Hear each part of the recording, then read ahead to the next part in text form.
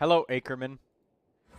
We just now got set up, and I just informed everybody of the live stream.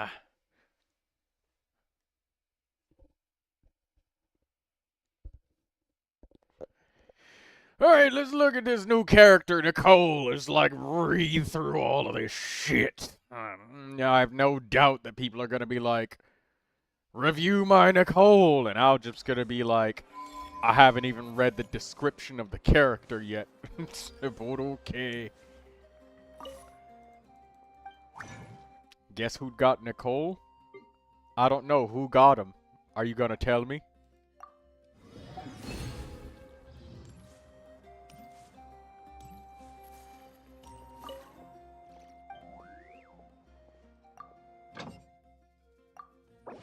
You got her at 27 pity. That's very lucky, Ackerman.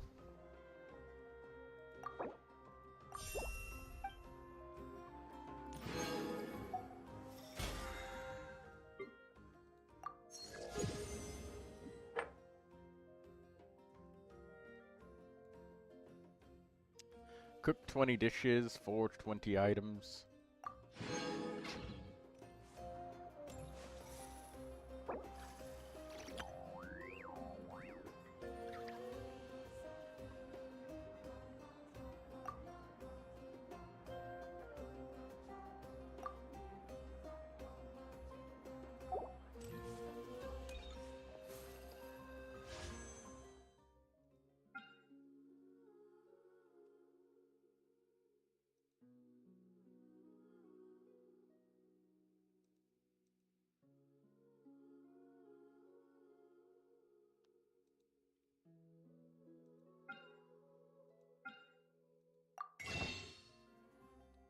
See, look at that. NCI is like, review the character. Do it now. I haven't even read the description of the character.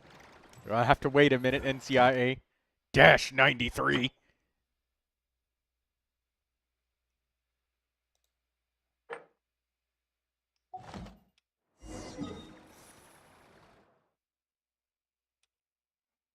Haven't even read what the character does. The character just came out. You saw my DPS check. You know what I can do. Ah, that's a lot of damage.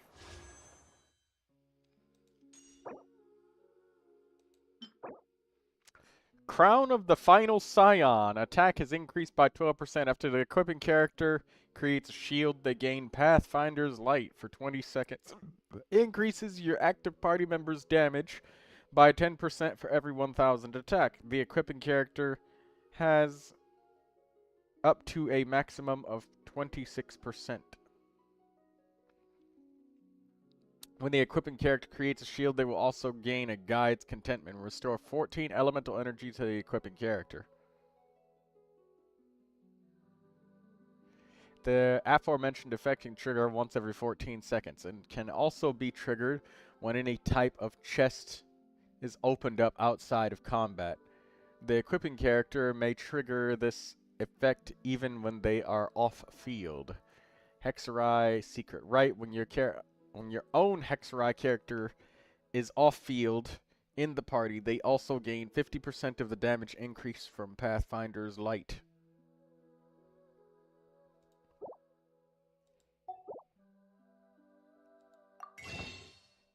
Info's been out for weeks, officially for about a week or two.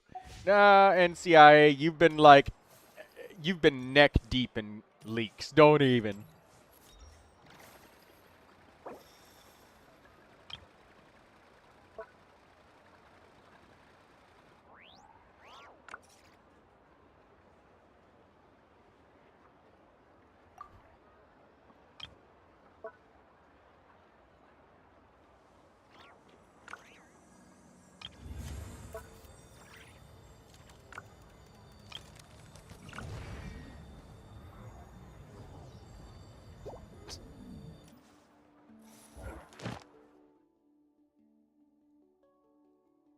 Envisaged Echoes. Scaramouche and Navia. Eh.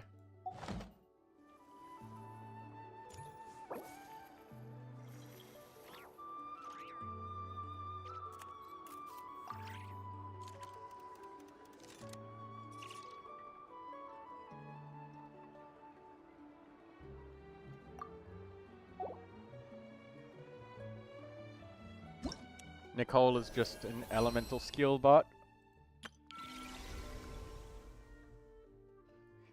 Trounce domain.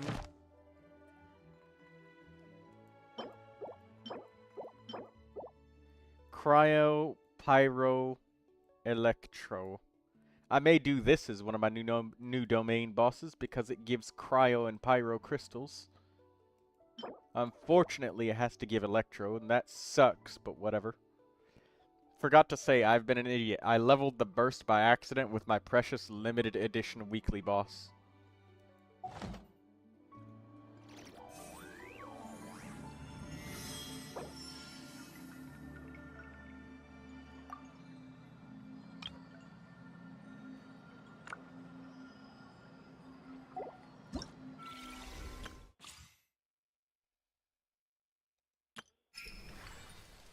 And the Witch's Lodge is now open. It will take 4 weeks to complete this? What the fuck? Why does it take so long?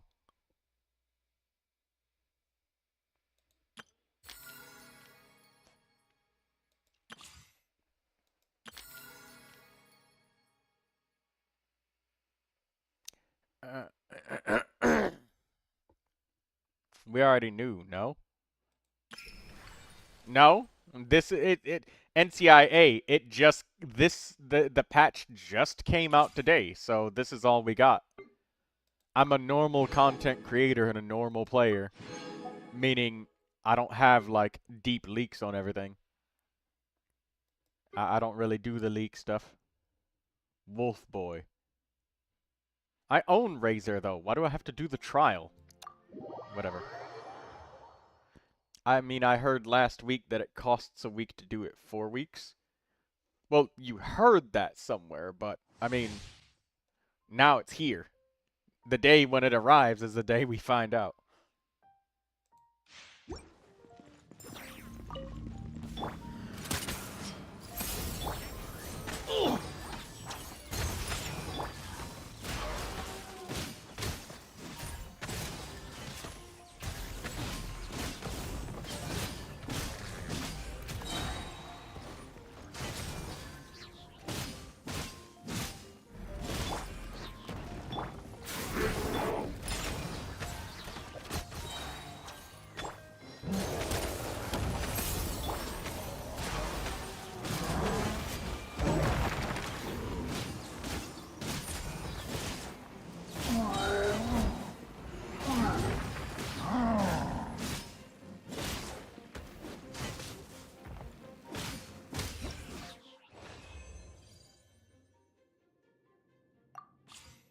Alright.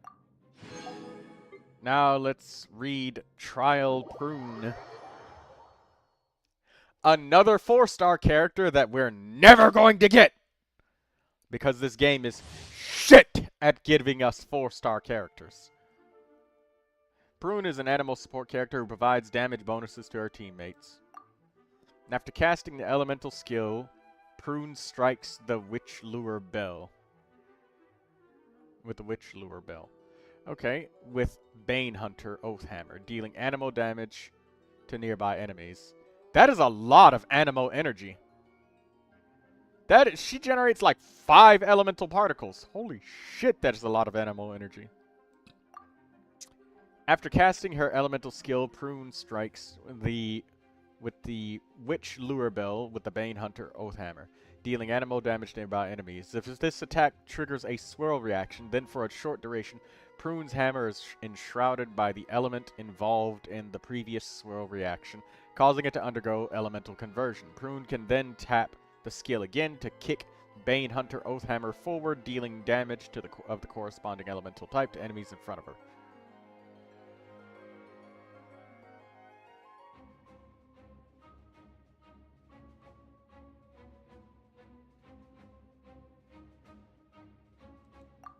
After casting her elemental burst, Prune deals area of effect damage via the Witch Lure Bell. The bell then enters Hunter Seeker mode, which periodically attacking enemies. After unlocking the Ascension talent, Verdict and Punishment. If the Witch Lure Bell in Hunter Seeker mode deals damage... Oh, hello NCIA. Critical error. NCIA has disabled the ads. Alright. I'll turn them off. Thank you.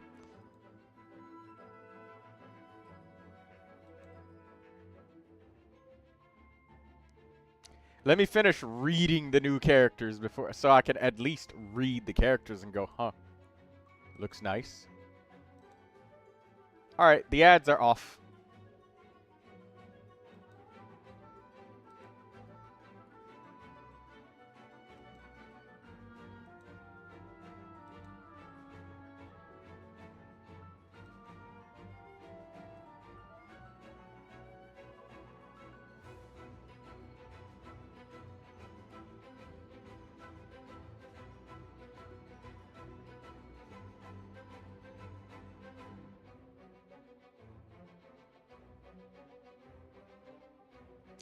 Anyways, Verdict and Punishment. If the Witch Lure Bell in Hunter Seeker mode deals damage to an opponent and triggers a swirl reaction, Prune will summon a Bane Hunter Oath Hammer to attack the opponent, dealing damage of the type matching the elemental conversion from the swirl. So it's like Lynette.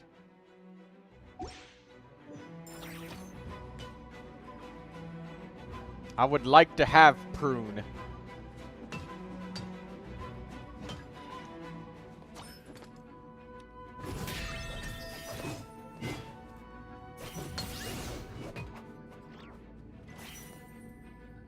Everyone is allowed to thank me. Thank you, NCI. Alright. Oathsworn Eye. Okay, attack scaling. So she's probably an attack scaling character. Wow! Look at that fucking energy recharge. 236%. If she has an elemental burst cost of 80, I think that would make sense. She generates like 5 animal particles. What's her burst cost? 70. Still. Hello, Red Dog.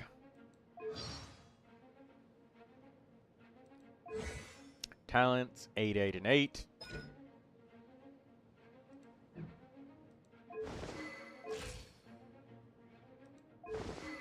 Increases energy recharge by 24% for 10 seconds after using an elemental skill. She generates a ridiculous amount of energy. Okay, so she is a Hexen Zirkel character.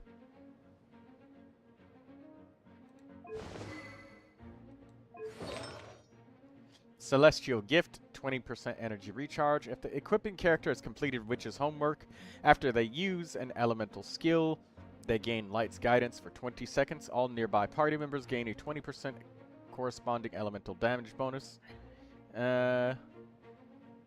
Corresponding to the character's elemental type. The equipping character can trigger this effect while off-field. Damage bonuses provided by artifact sets with the same amount do not stack. When your party has the Hexerai Secret Rite effect, Light's Guidance is upgraded to Mortal Hymn.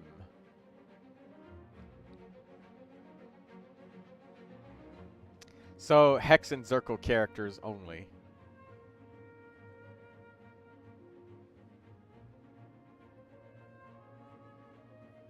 Personally, I use Viridescent Veriner!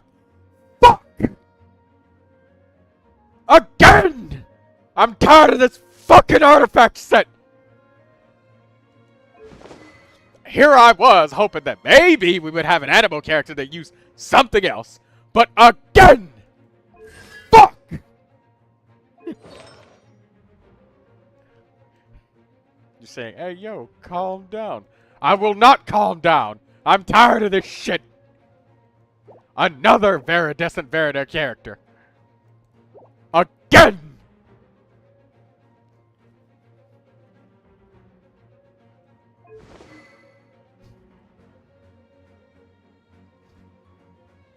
Do you know if she can use winds? I don't know, but I do know that I'm probably going to end up making another Viridescent Veriner character.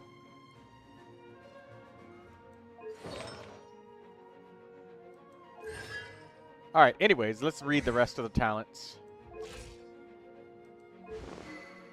So she's obviously an attack scaling character, so we want an attack weapon on her, or an energy. And we want 4 pieces of Iridescent Variner, triple attack. She can, but she requires a literal mountain of attack. Let's see about that. I need to move this out of the way. I need to move the chat a little bit to the left.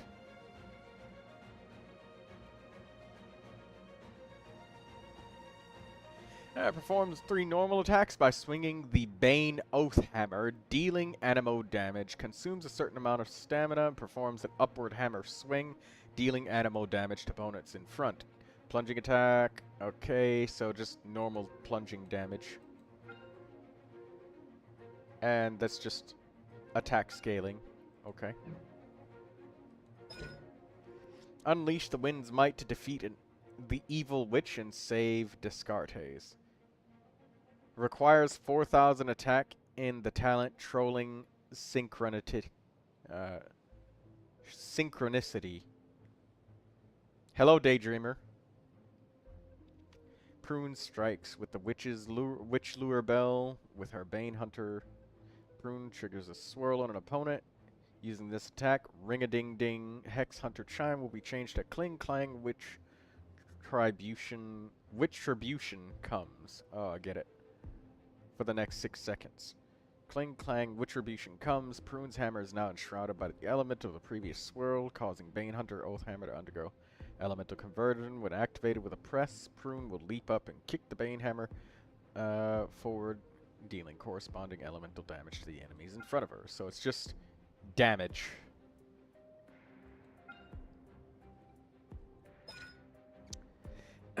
Prune gently swings the Witch Lure Bell, dealing animal damage to nearby opponents. 50% common damage bonus. Works alongside her burst. Okay. 30% of the attack for the team through Hexerai Secret Rite. After this, the bell will enter the Hunter-Seeker mode.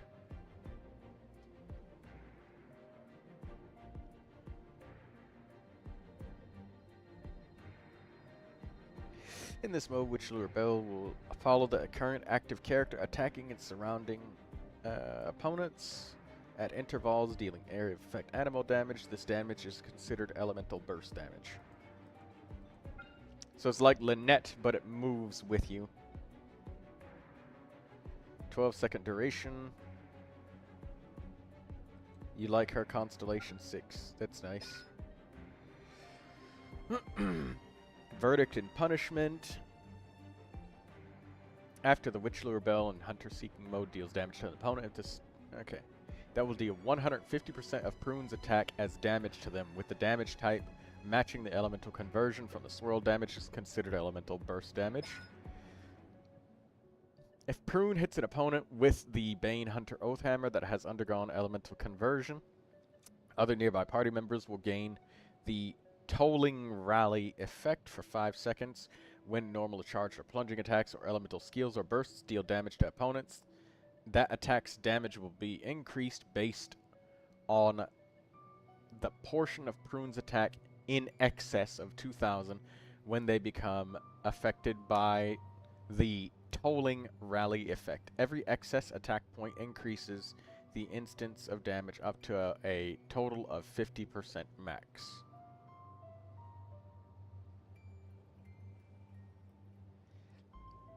Red Dog says, I love when my 4 stars become a different character at C6. Well, we need a way to get these fucking 4 stars to C6 now, because at this point, how am I supposed to get Prune?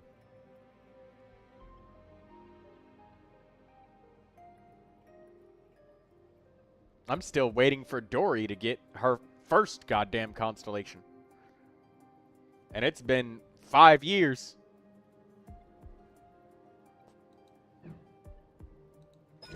Okay, so 4,000 attack power is a goal. What is this trial Prune at? 2,589.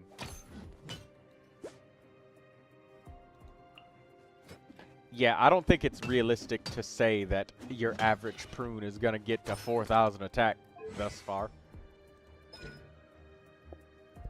Unless it counts buffs, like if Bennett's Circle buffs her.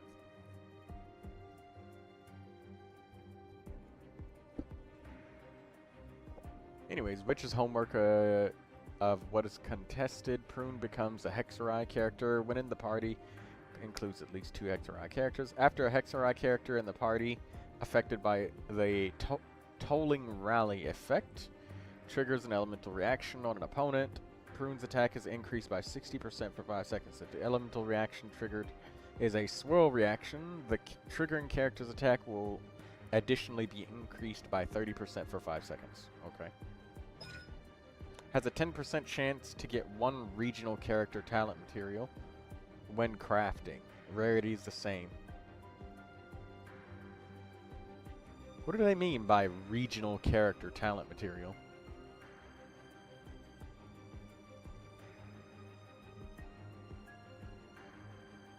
I don't understand what that is. Can somebody tell me what that is?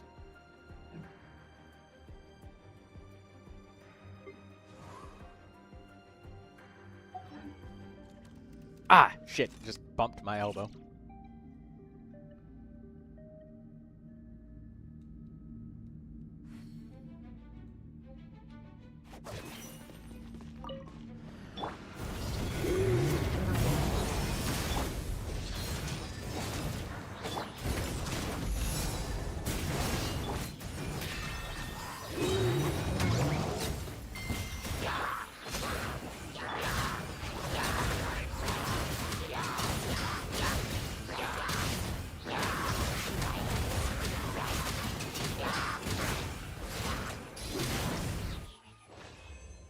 Hello, Cuber. I don't know about that stage. All we did was just beat up a bunch of hilly churls to make it feel strong, but now we have to read through all of Nicole's stuff. I don't know how you're supposed to get 4,000 attack power. Probably 5-star weapons and shit. And maybe Bennett in the party to buff Prune's attack even more. Oh, I should have checked. Off-field support that provides an elemental shield and new attacks. After casting her elemental skill, Nicole grants all nearby party members Grace of Kenosis effect, increasing their attack and protecting them with a shield of blazing light.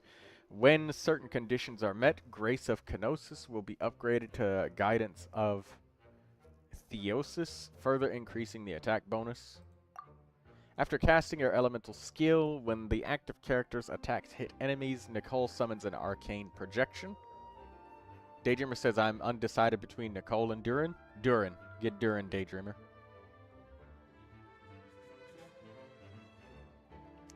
Nicole is a girl.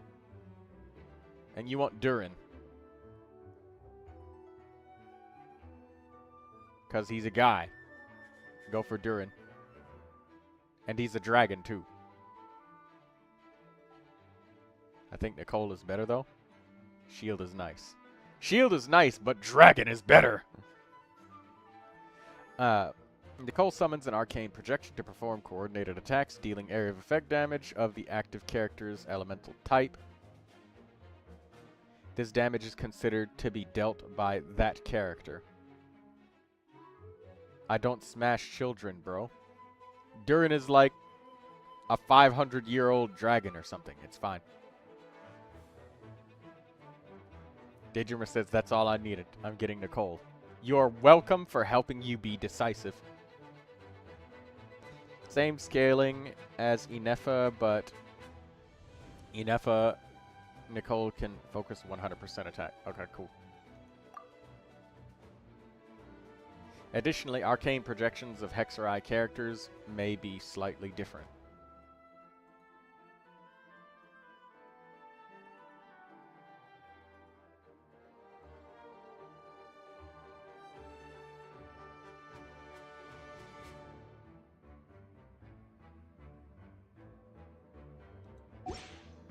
Damn, Nicole really is.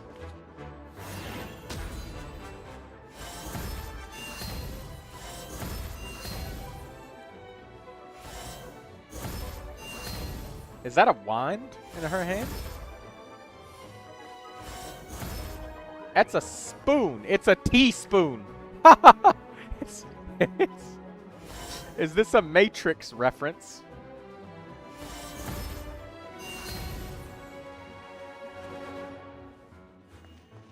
Alright, cool.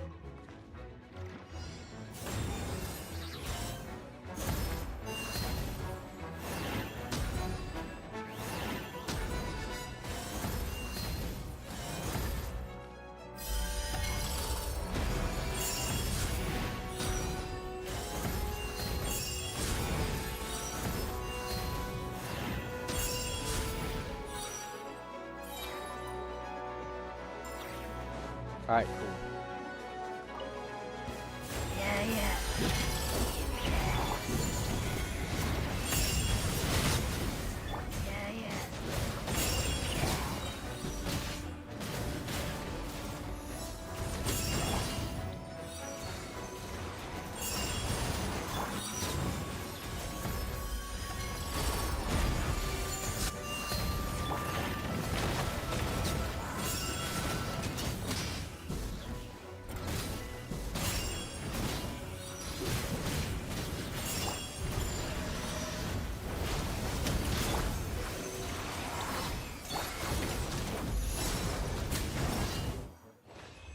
She's not British, says Lucy. Yeah, right. She's Welsh.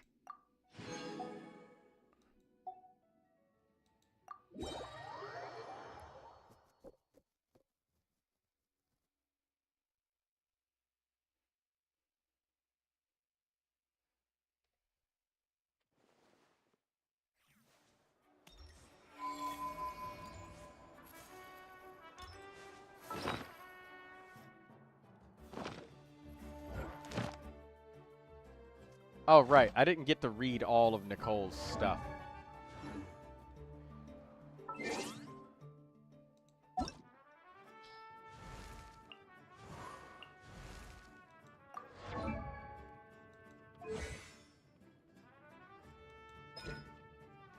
Alright, let's move this over to the side. And then I'll look at your reviews and stuff of characters in a bit. Okay, so all of this is just normal with normal charged attacks and plunging attacks. What's her stamina consumption? 50. Damn.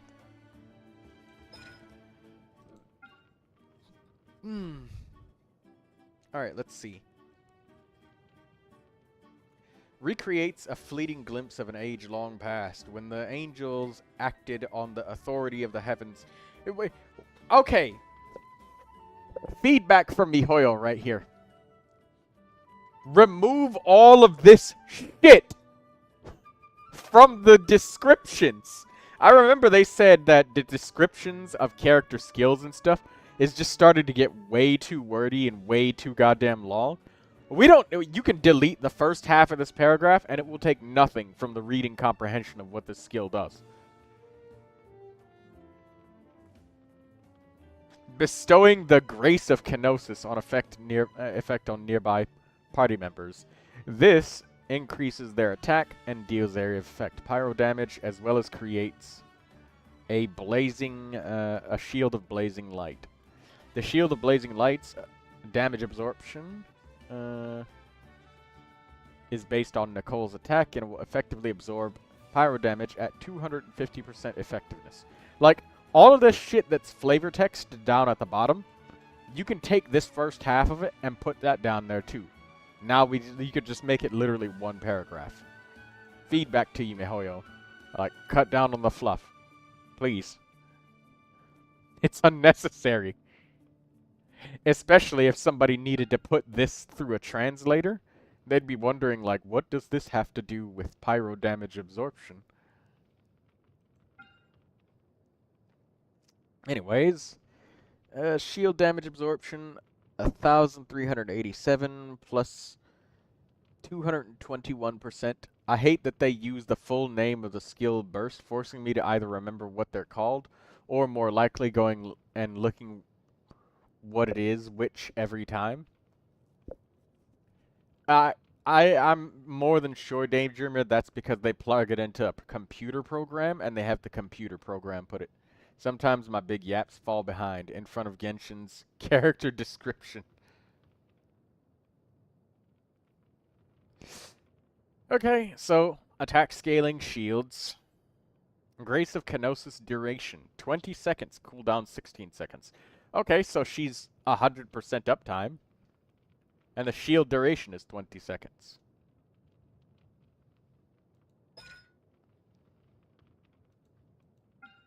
As Nicole weaves the path of anchored fate with the golden threads of light, she deals pyro damage.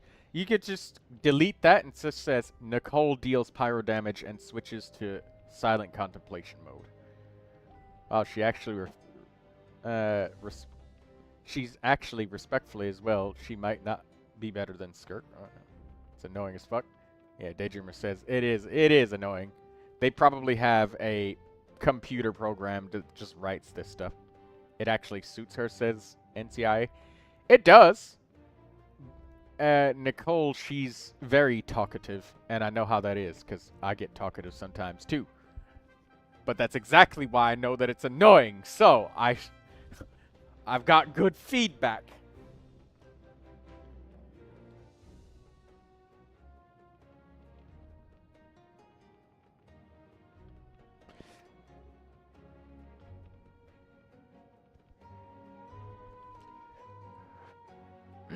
In this mode, when active nearby party members hit an opponent, an arcane projection is summoned to perform a coordinated attack against the opponent, dealing area of effect damage of the character's corresponding elemental type. This damage is based on the corresponding character's attack and will be considered as having been dealt by them. This effect can occur once every 3 seconds. It can be triggered up to 4 times each time Nicole switches to silent contemplation mode.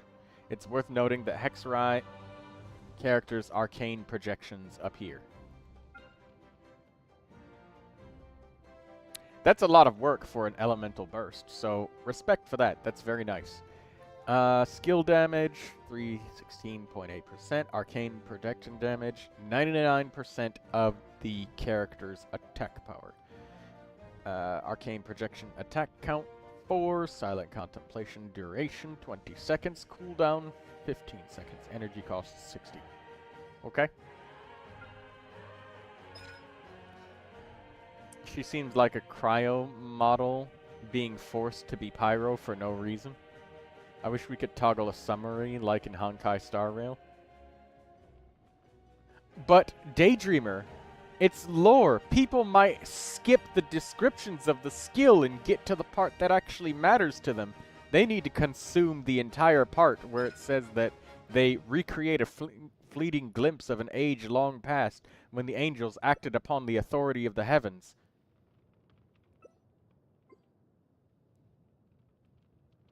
But Daydreamer, people will hit the skip button on skill descriptions and not know that she recreates a fleeting glimpse of an age-long past when angels acted upon the authority of the heavens. That's a really important part that everybody needs to know every time they press the E button. As a matter of fact, we might as well get a text description box NPC interaction every time we use our skill. Bro, I'd rather not read it all, says Daydreamer. Daydreamer raging fireballs in the comments. Yeah, that's right. NCIA, I didn't forget about your character review request. I literally just need to be able to at least read the characters so I can understand them first. At the very least. Since, you know, the other YouTubers, they got the leg up. Because, you know, they get leaks and shit and they got access to the beta. I don't. I'm a normal guy. Anyways, for 20 seconds after unleashing the elemental skill, Revelation, Uncreated Light, Nicole will continuously observe. So that's the elemental skill. The other current active party members. After the observed character has remained on the field for 3 seconds, Grace of Kenosis is upgraded to Guidance of Theosis, increasing their attack by an additional 300. If the observed character is a Hex... I don't understand our Hex Exploration skill. We'll get to that. I'll try and help you understand it. If the observed character is a Hexerai character, Grace of Kenosis is upgraded to Guidance of Theosis right away. Okay. So when the characters other than Nicole who have Guidance of Theosis leave the field, their effect reverts to Grace of Kenosis.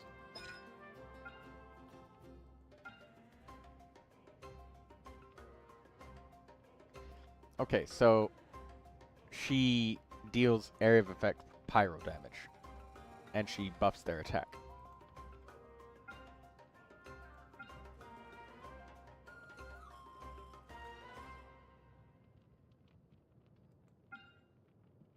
Okay, cool. 8.25% of Nicole's attack power. When elemental damage from nearby opponents hits an opponent, Nicole's own Grace of Kenosis effect is upgraded to Guidance of Theosis for 8 seconds. Okay. After completing Witch's homework, the role of a guide... Oh, we can't do this quest because we haven't bought Nicole, so... guys, we will never be able to do that quest. It's a character-locked quest. I hate those. I don't like character-locked quests, Mihoyo. Please remove them. That's fucking boring that I need to spend $300 to do a 15-minute quest. Well, actually, I take it back. It's not a 15-minute quest. It'd probably be like 3 hours. There was a quest? Yes. This quest, Witch's Homework, the role of a guide, is only unlocked if you buy Nicole. So once Nicole's banner is gone, you will never be able to do that quest ever again until Nicole comes back. Which, God knows when that's happening. So, this is a perma-locked quest for me. I'm never going to be able to play it. But anyways, I'll read it anyways. As irrelevant as it is. Nicole becomes a Hexarai character when the party includes at least 2 Hexarai characters. You gain the Hexarai Secret Right effect, which enhances Hexarai characters. Increases the damage dealt by Hexarai characters' arcane projections by 300% of Nicole's attack. I believe they said it was permanent-ish. No, it's not. Like, once Nicole isn't on the banner, you're never going to be able to buy her, and you can't play the quest until you buy her. I would like it if I could just play the quest and get the Primogems even without having to buy the character.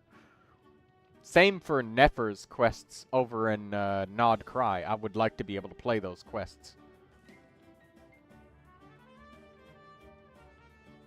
Ackerman says that they hate soccer. Why do you hate soccer? I mean, that quest isn't lost if you don't get her now. Yeah, but you literally can't play it, ever. And it'll be, like, literally probably a year and a half before Nicole ever comes back again or something like that. Minimum a year and a half, because there's a bunch of characters that are waiting on reruns. And I mean, there's going to be at least 12 or 13 reruns of other characters, because they got all of the Archons that need to rerun. So that's already like 4 or 5 reruns that need to go. And then if Snezhnaya comes out, Archon's always like rerun 4 patches later. So there's only like maybe 6 patches possibly in the future that she can come. Anyways, Nepsis. When you are in Kavat and not in combat, Nicole's charge attack becomes Emissarial Guidance if you already have obtained the current region's treasure compass. Emissarial Guidance calls upon a Seelie to show the way, triggering an effect similar to the region's treasure compass. This effect has a cooldown time of 5 seconds and does not work in domains, Trounce domains, and the Spiral Abyss. So basically, she's a treasure compass, but she only works if you already have the treasure compass. So it's useless, Daydreamer. You just pull out the treasure compass because she's no different. It just points you in the direction of the closest treasure chest. That's what it means, Daydreamer. What? I wasn't paying attention. Nicole's exploration perk is literally just the same exact thing as using the old treasure compasses. It just points you in the direction of the nearest treasure. But it doesn't do anything that the treasure compasses don't already do. It's literally just how useless. Yeah, it's useless. Basically, all it does is save you the requirement of having to have a fourth inventory slot. So instead of doing this, you just do this repeatedly. Like every 5 seconds, you just do that. Nicole's compass offers the same easy methods like how it is in Nodcry. Even on old compasses like Mondstadt. Does it actually highlight every treasure? It can find money caches and not just chests. They updated the old compasses to be able to find money caches. That was an update.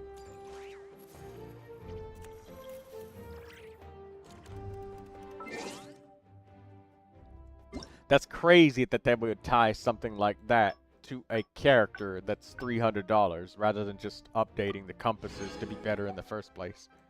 That's real crazy to me because that tells me that we're not getting upgrades to the compasses. The woefully inadequate compasses. That's horrible. Wait till May 30th, you will hear that. I mean, they tied free waypoints to Jabai. Yeah. And they also tied unlimited dog capturing to Linnea. Alright, well, that's really fucking crazy.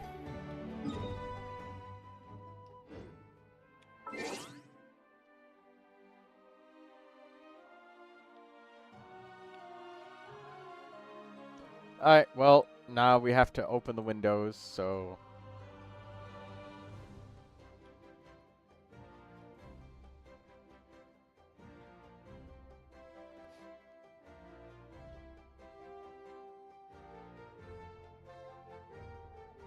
Oh, by the way, NCIA donated, so if you guys haven't noticed, there's no ads playing. So I just turned them off.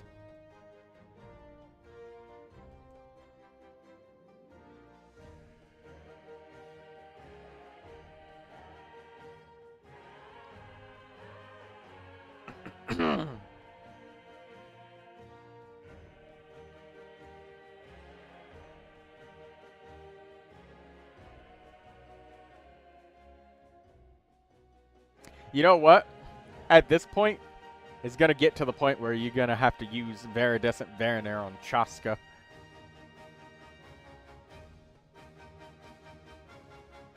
Do my units first. I got to go in 9 minutes. I don't think that there's anybody who made any requests.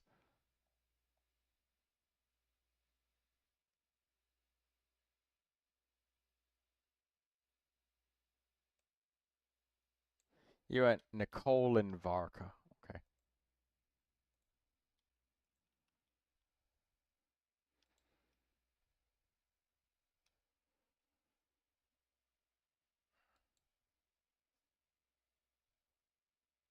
Prune. Okay.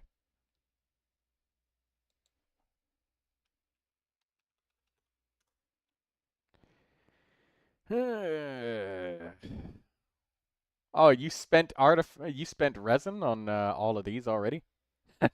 Oh, you spent all your shit on Nicole already. You got refinement 5. This man is speed running getting C6. The first one.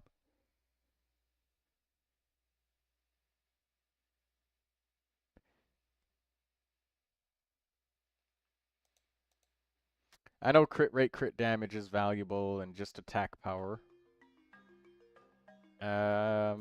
Elemental Mastery is probably not valuable to her. And you've got Celestial Gift. It's a new set. Hello, Lindsay. Well, I see 4,327 attack on Nicole, so that's great. Respectfully speaking, if Hoyoverse doesn't add a character prettier than Skirk, I might never come back to Genshin in my life again. Nicole is very pretty, and she's very friendly and talkative. I like that part about Nicole's personality, so very good. She's a very nice character. Nice person. Crits absolutely does absolutely nothing on her. Her coordinated attacks scale the on-fielder's attack and crit. Just raw attack percentage in my case. I guarantee you there will be thousands of people that will still farm hardcore to get double crits on her, on everything. So I'll just turn it on anyways.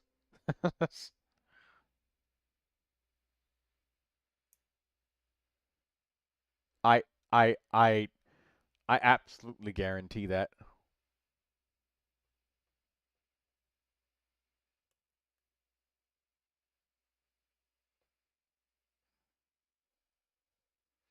I know Nicole actually pretty, like, respectfully speaking, she's gorgeous, but Skirk's still better. I think that's a matter of opinion.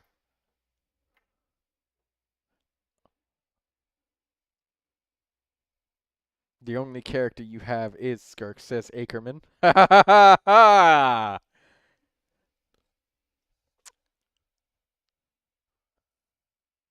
Skirk better, bro. Admit it.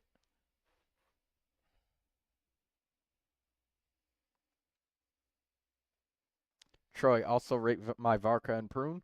Well, I'd give you an A+ purely due to the fact that you managed to reach the ridiculous 4,000 attack power. As for Prune, let's have a look-see.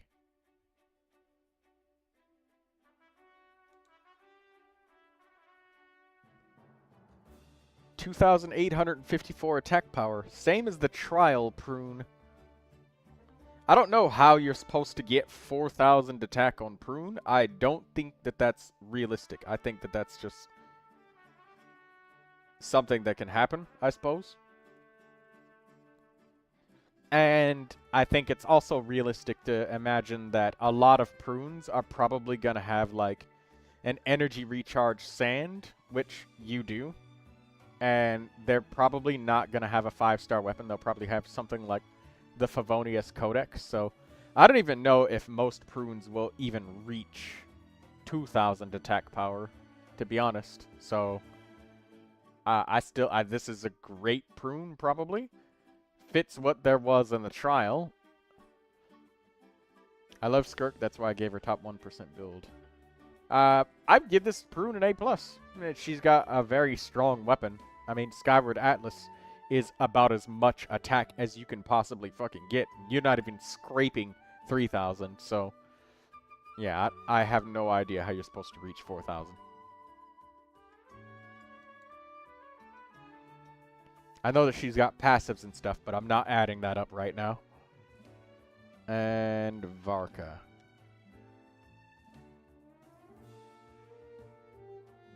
Nicole's signature has more base attack, and I got a 1/6 of it.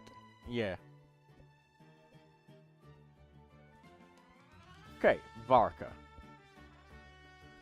Hey, Day from the Card wins. That's nice. 80% crit rate. That's nice. 30% crit damage. That's nice. Yeah, Prunes are probably going to use, like, the Favonius Codex and shit like that, purely to just get enough energy.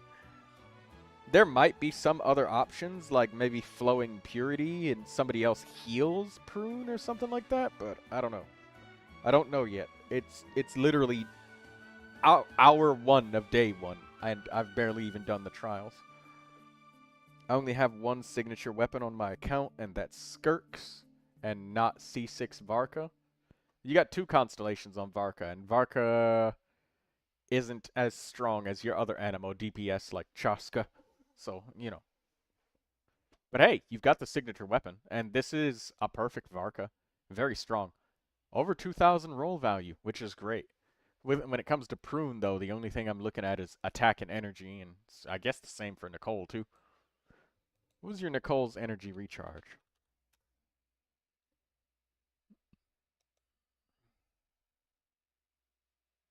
%158%. That's nice. That's more than I thought you would have. She's got 20 seconds to get enough energy to use her burst, though, so she doesn't have to spam it. And it only happens 4 times, so it's gone pretty fast. And you probably don't even need to use it that much, really. It's probably got some sort of niche with some sort of like hyper application of elements to have the element happen more often or something. Make reactions happen faster. Alright, you've got some wondrous characters. They're all A+. That was your Varka, that was your Prune, and your Nicole. They all get A+. Every single one of them.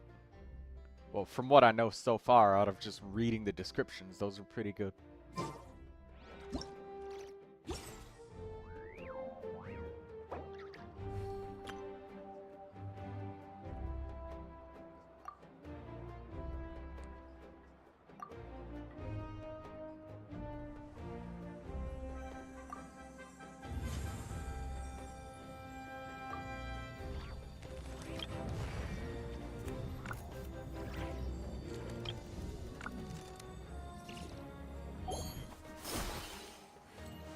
What's Nicole's burst requirements? Burst cost? It's her elemental burst cost is 70. Troy, are you free to play or pay to win? I'm free to play. I don't have enough Primogems to spare for Nicole, even if I did want to get her. I would very much like to get Prune, but getting 4 stars is just way too god. How the fuck am I supposed to get the 4 stars? I've already got C6 on Durin, so I don't need any more. $475.2. Jesus Christ.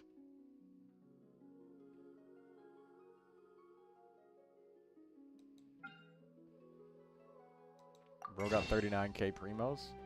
That's honestly not that much. When you look at it in the grand scheme of things, it takes this many wishes to get 1 5-star character. So this is just 1 character. That's 5-star that I want. This is 1 Nicole. And then it's not even enough to get a 2nd character. Because 60 more wishes after that.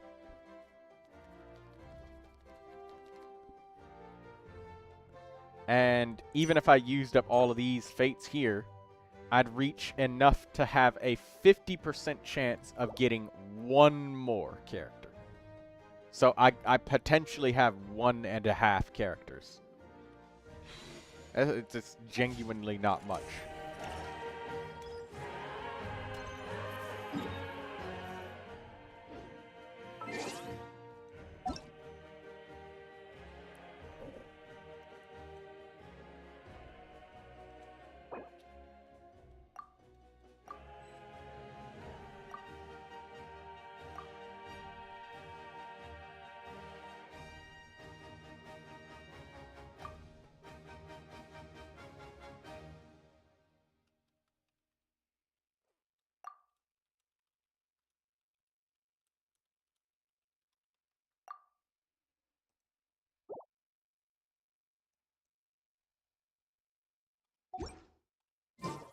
Prune attack 2,854.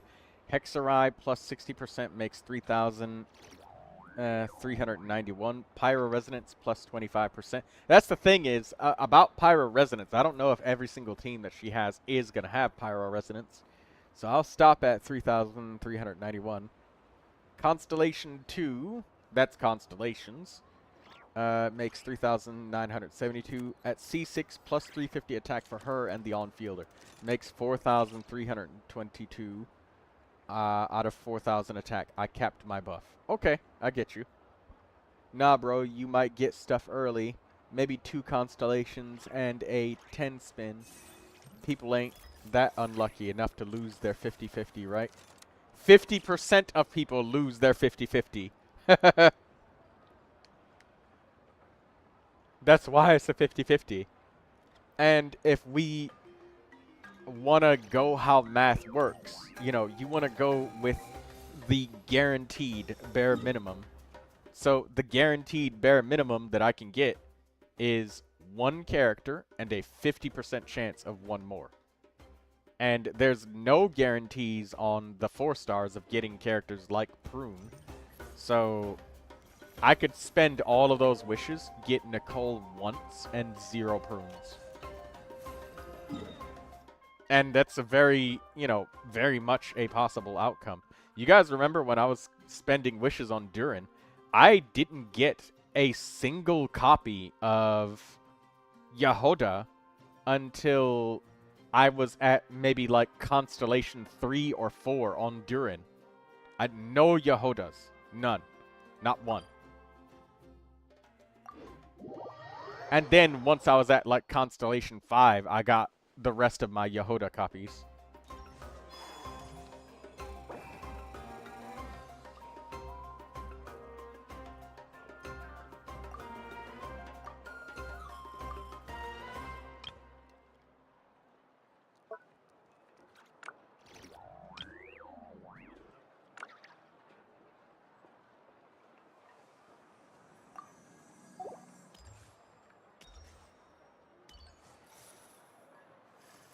Okay, so 2,800-ish attack, and it's possible to get more from a lot of bonuses.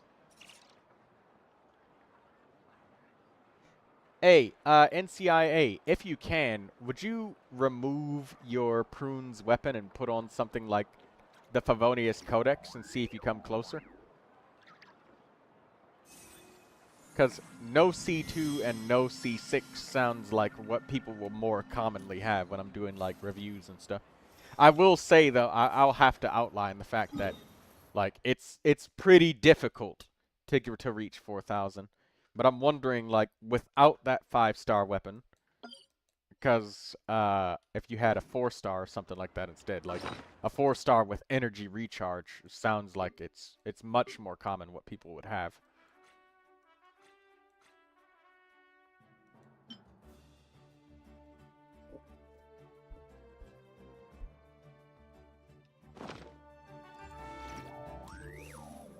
Or, well, shit, NCIA said he had to go in like 9 minutes a while ago, didn't he?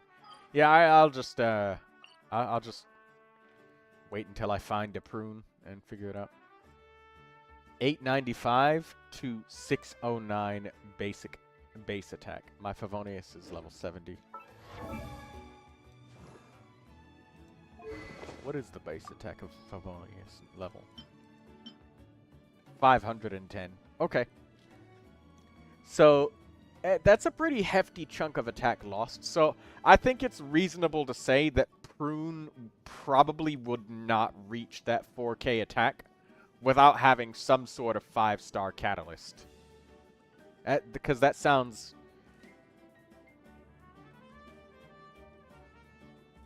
Yeah, she's probably not. There's probably none.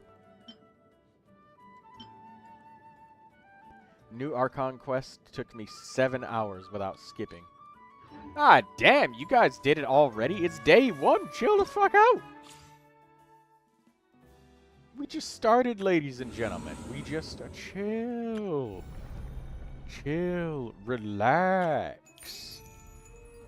What the fuck, man?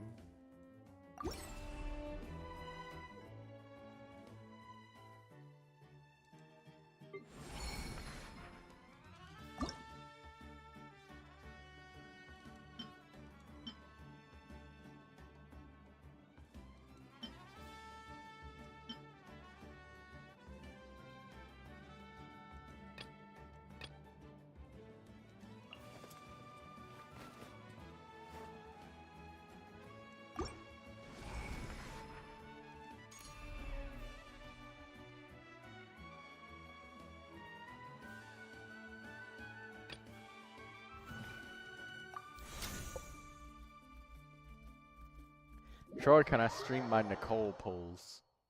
Yes. Yes, you can. Thank you for asking. Alright, give me 1 second to put this up on the screen so we can actually see it. I know that you can see it right now, but Daydreamer and other people who are on cell phone, they can't. That is way too tiny. And I'm also loading.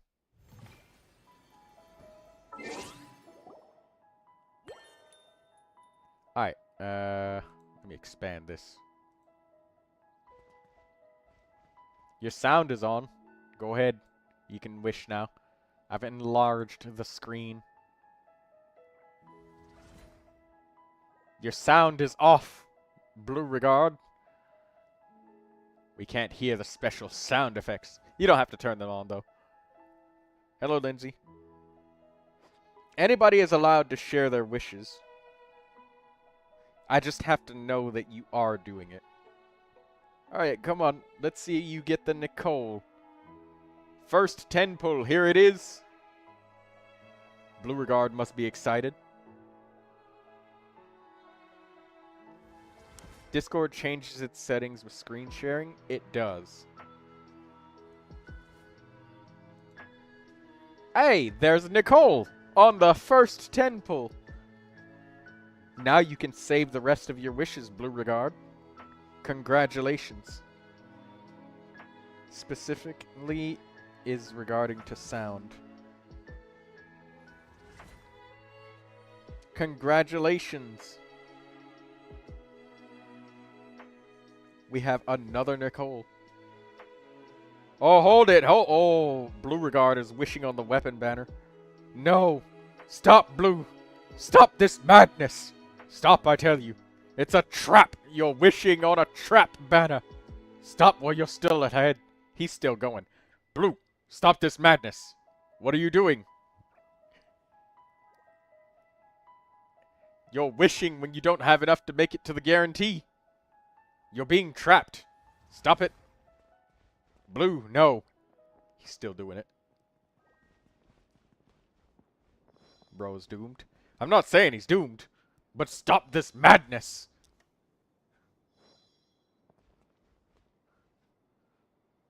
Blue. Don't do this.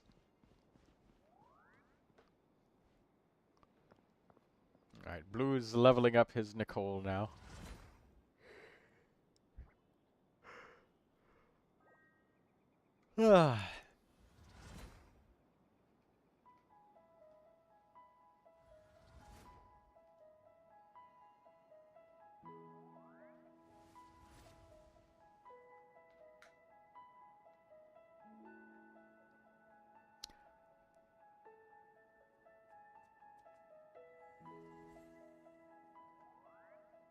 She's a Mondstadt character that uses Nod Cry materials. Why?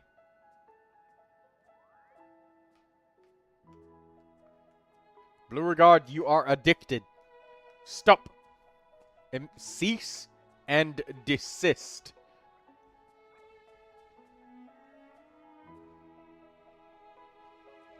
Alright, good. I almost thought that you were trying to reenact the Stanley parable there for a second, with me being the narrator and telling you to cease and desist, and you just kept going.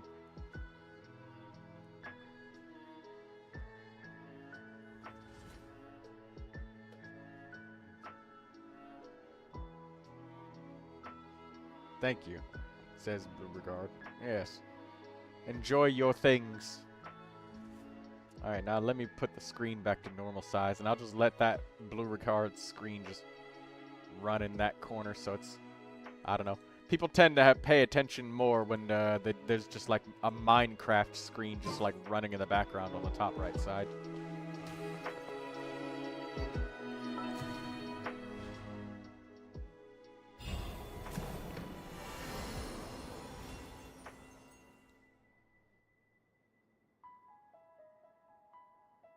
Wow, this one looks kind of pretty.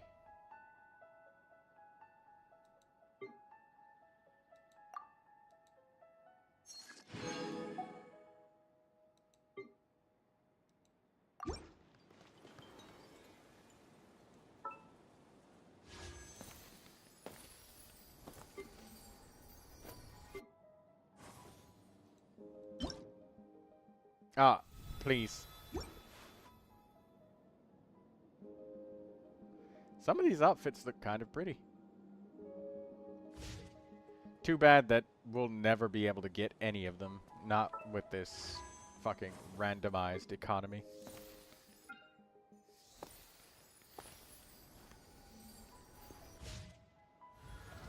Alright,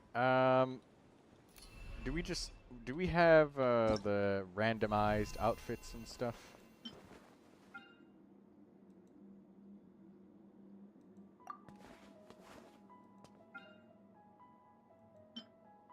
Yeah, we'll just use it.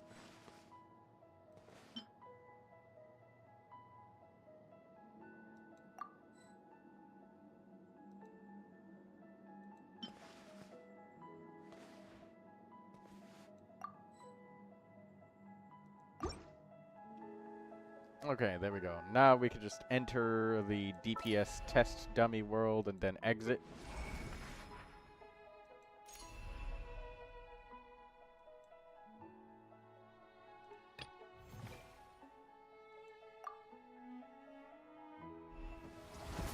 Alright, there we go. Now that we have the outfit used, we'll just go into the world, smack the monster, enter exit. Yo, Troy, just to win a random question. If you by chance ever die in life, I wonder what happens to your primos that have been saved up for years.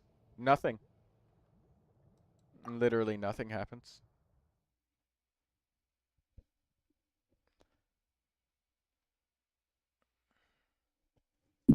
You won't bequeath your account to anyone? Honestly, probably not. I don't have anybody that I've ever given my passwords to anything ever before.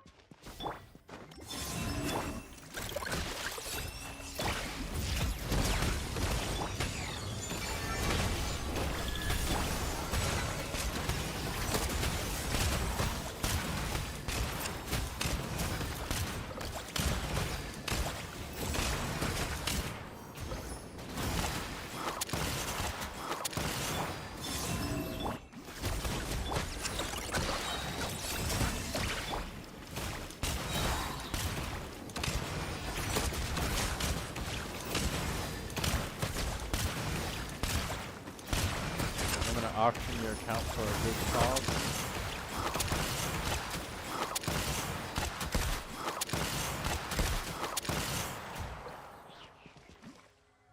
Alright. That should be enough of a beating, and there we go. Victory! Give me the 60 Primogems. Your wallet? Yeah. If I die, Troy will take my account, says Red Dog. I don't even know what your password or anything like that is.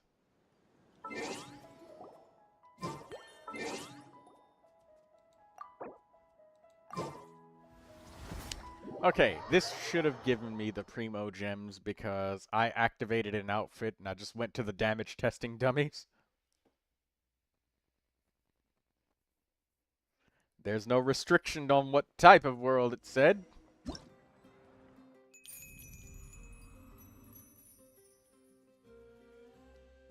Oh, for fuck's sake. It says complete a popular Wonderland. Okay, fine. For fuck's sake.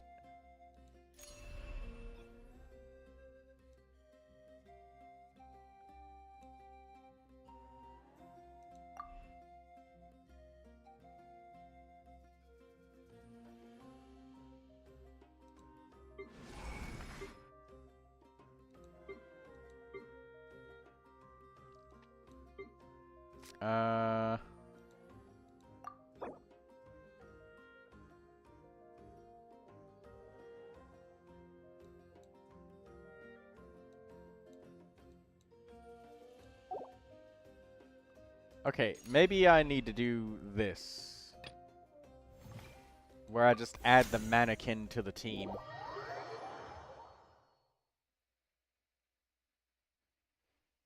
I don't know. When it comes to like selling the accounts and stuff, MiHoYo won't tolerate that as a public thing either, so you know, real world trading, they'd probably just try to ban the account. And if somebody was angry enough about it, they'd just report the account for being real world traded or some shit like that.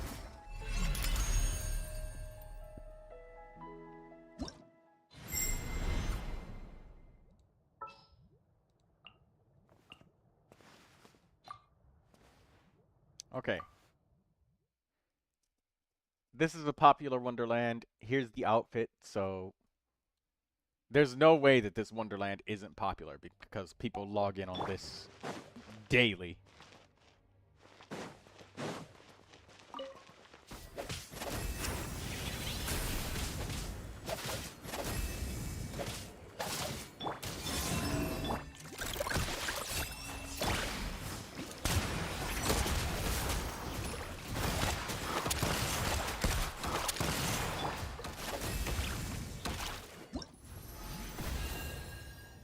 Alright, victory. This should have worked. Farina review. Ackerman, you know how this works. You just type the words Farina review and it's just like the most vague thing ever. Caress the flowers.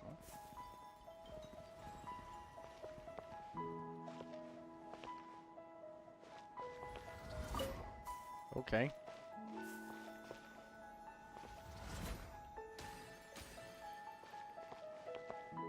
Hitting the person with... Okay. Oh, there's Nahida.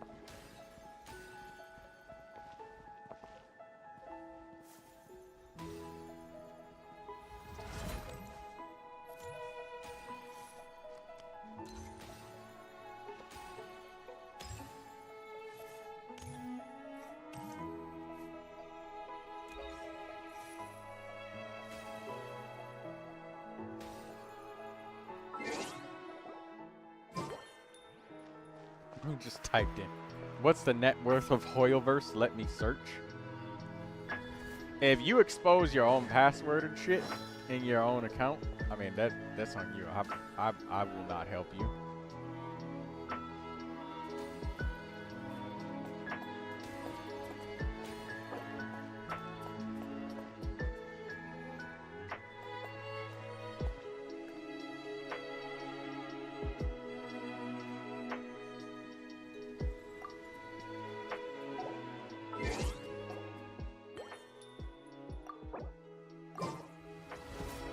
Alright, let's see if we got the reward.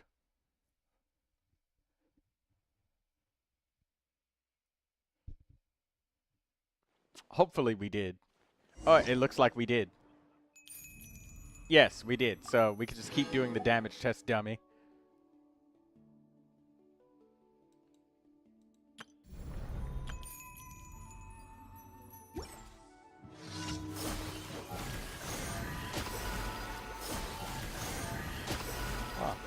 Okay.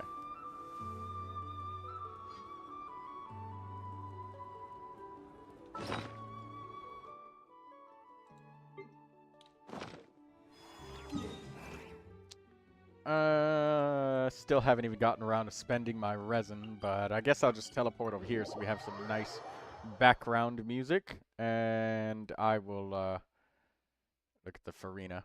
If you got another character in mind, say it now, rather than requesting multiple singular reviews and then waiting until I close it. Because if you wait until I close it, your ass is grass. You're not getting your second one.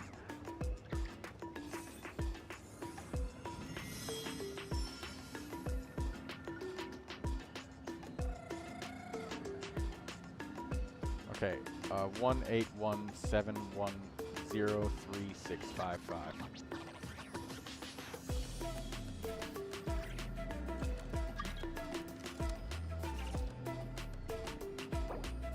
Red wants to join my world.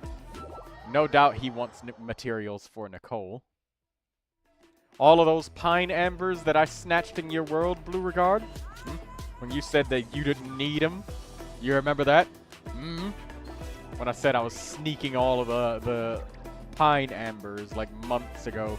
You just like, oh, don't worry, I don't need them. Now you need them.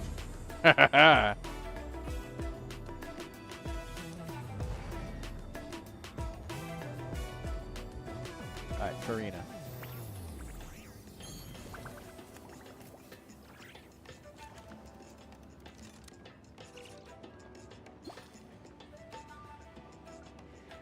Alright, Now let's look at this Farina. 2,630 roll value. That looks like it's great for as a start for your statistics. Farina with at level 88. Favonius Sword at level 90. We'll get back to that weapon later. Elemental Skill at level 9. Elemental Burst at level 8. That's good to see that you're leveling things up evenly.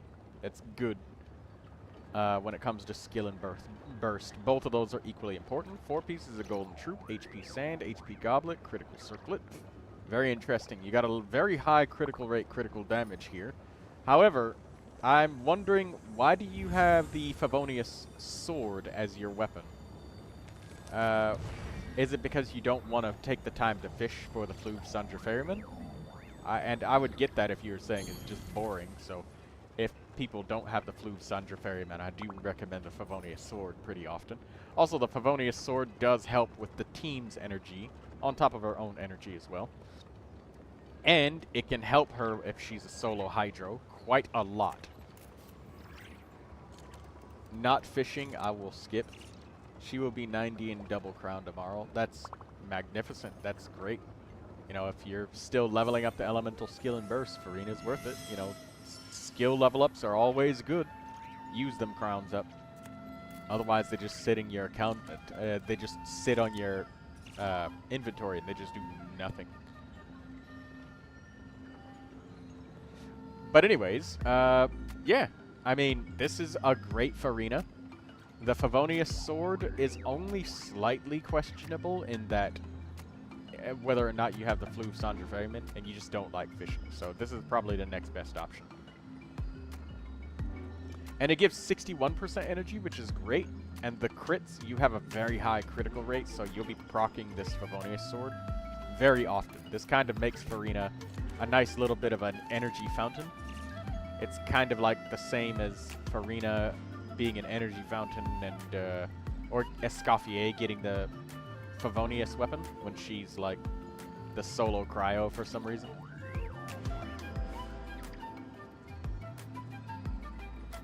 Good Farina. You get an A+. I don't see anything wrong with this Farina. She seems pretty solid all around. Are you sure there's no other character? Because I'm about to close it.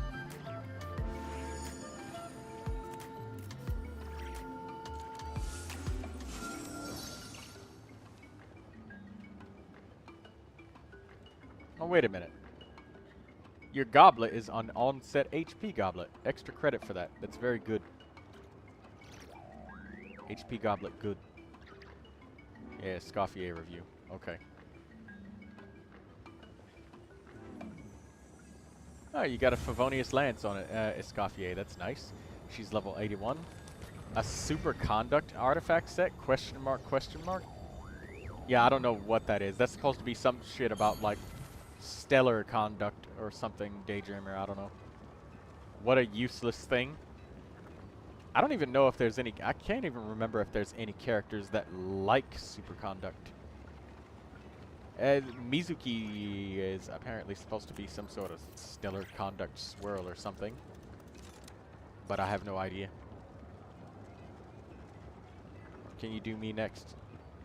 Type in your username, user ID. Everybody can get in line, Evie. So if you got 2 characters that you want, put them in now. And obviously your username and user ID, and you can select up to 2 characters. If you've ever donated or if you're a member, you get more reviews, but everybody gets 2. Anyways, Escoffier, I see 4 pieces of Golden Troop. That's nice. The Elemental Skill is crowned. Elemental Burst is at level 8. And that's very good because Escoffier does need those burst levels to actually have good healing. Favonius Lance is great. 150% energy recharge might feel a bit low in places like the Imaginarium Theater and stuff, but the Favonius Lance really helps out a lot.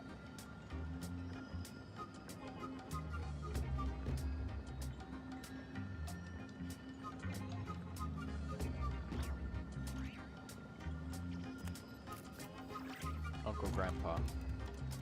Nicole and Citlali. Okay. 778551351. Okay, there we go. That's correct. That's Uncle Grandpa. That's you. All right. Just finishing off your Escoffier review here. She gets the energy solo cryo. Yeah. I was gonna say the Favonius Lance is what makes the difference there. That's why she gets the energy. So that's good, even solo cryo. Because Escoffier is just a nice character, even if she's not in a Skirk team. Just the fact that she just does tons of off-field cryo damage and she heals the full party, that makes her really good in the theater. And that Favonius Lance is the truth when it comes to that weapon. Though I'm using a different weapon called Mason's Ditty on her.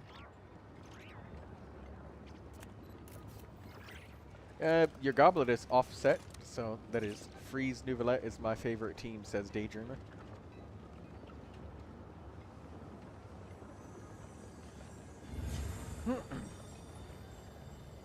I give your Escoffier an A+. A+. She's good. I don't see anything like majorly wrong with her, and she's got all of her ducks in order, and all of her basics are aligned, and she's leveled up with a leveled up weapon. Yeah. Very good Escoffier. Nothing wrong with her. Alright, Uncle Grandpa wants Nicole and Seat Lolly. Just hit 100 subscribers. Guess life ain't that bad. W Stream, W Troy, W Companions. Hey, congratulations, Cuber. Oh, and by the way, guys, don't forget to thank NCIA 93 for having the ads just be turned off for the stream because he did a donation, which is nice. So, if you guys are wondering why you're able to just watch for so long and there's no ads, it was him. Of course, once the stream is done, gone, and over, and the days ended, I'll turn them back on. But I turn them off while I'm actively streaming for you guys because I got a donation, which is nice. So thank you.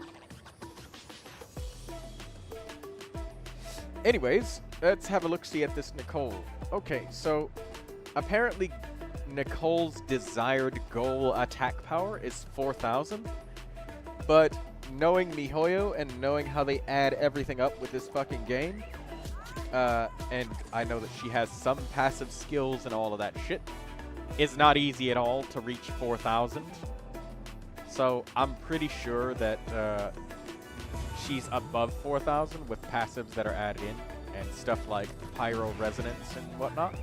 So this Nicole is a good example of how you can reach 4,000 attack by simply just leveling her up. And I know for a fact that pretty soon, guys, we're going to start seeing a bunch of Nicoles that are level 80, and they're with a level 80 weapon, and they will have spent several months, like real-life months, farming substats trying to get 4 rolls of flat attack instead of just leveling her up.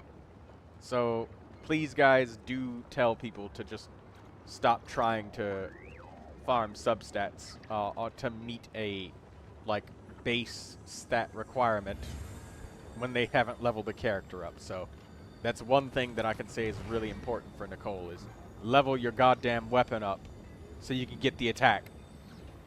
And don't spend months farming for flat attack rolls. Okay. I'll add flat attack rolls as roll value to the character. But this is what it looks like. I know crits do absolutely nothing on her, but every character gets crit rate, crit damage as a recommended stat, but in reality, this is all the stuff that matters right here.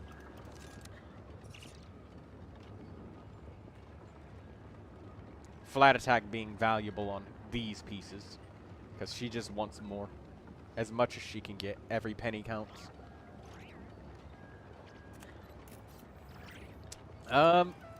I'd honestly give your Nicole an A+. I mean, you've even got a bunch of energy recharge as well, so you can use the burst as needed and as desired. And even if she doesn't use the elemental burst at a higher level, if you're playing in co-op or in the theater, there's a good chance that you'll probably end up using it just to support the team's DPS. When you're trying to use like a group of weak characters or something like that. And Nicole's just in the cards to be used. So A+, 4,000 attack, and you got some energy. That's really nice on your Nicole. I don't see anything wrong with your Nicole. No major glaring issues here. The only two things I look at is energy and attack, and you got them both. So that's good, Uncle Grandpa. Alright, let's have a look at Granny. Granny Seat Lolly. Okay, Sacrificial Fragments is an interesting choice. It can really help you a lot with Seat Lolly when you can just pop her elemental skill 2 times. Because that can give you a lot of energy. And it can also fill up your Night Soul Blessing quite a lot. And you have it at 5 refinements. So it's got a very high consistency and low cooldown of 16 seconds. And her cooldown is 16 seconds, actually. So you can get it almost every time, like double elemental skill usage. So that's really good. That's really, really good as a weapon for your Seat Lolly. She's got 790 elemental mastery. That's nice, and that helps your shields be really thick. But the thing that I'm questioning is, why do you have the critical rate circlet? Seat Lolly doesn't really do a lot of damage directly by herself. I have a feeling that it might be better for you to just get an elemental mastery circlet, just so you can make the shield even thicker. Because all of Seat Lolly's scaling is like elemental mastery. So I'm pretty sure the circlet might be better as an elemental mastery. I don't have any elemental mastery circlet. Ah, so that's what happened. Okay, so you're just using the piece that you got. Because I was looking at this 4 rolls of energy recharge, and I was like, wow, you know, that's some nice energy recharge right there. So that's a good thing. I will say, though, that sometimes it is also popular to use an energy recharge sand on Seat Lolly to just help her get the energy even more consistently.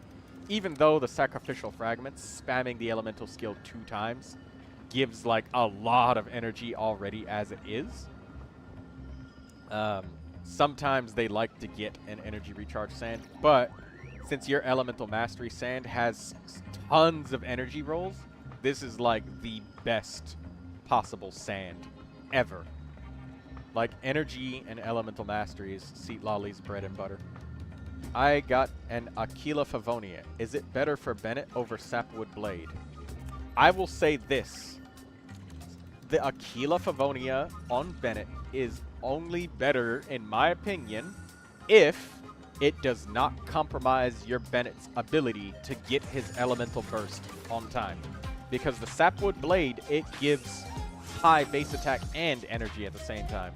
The Aquila Favonia gives way more base attack power, but it gives absolutely no energy whatsoever.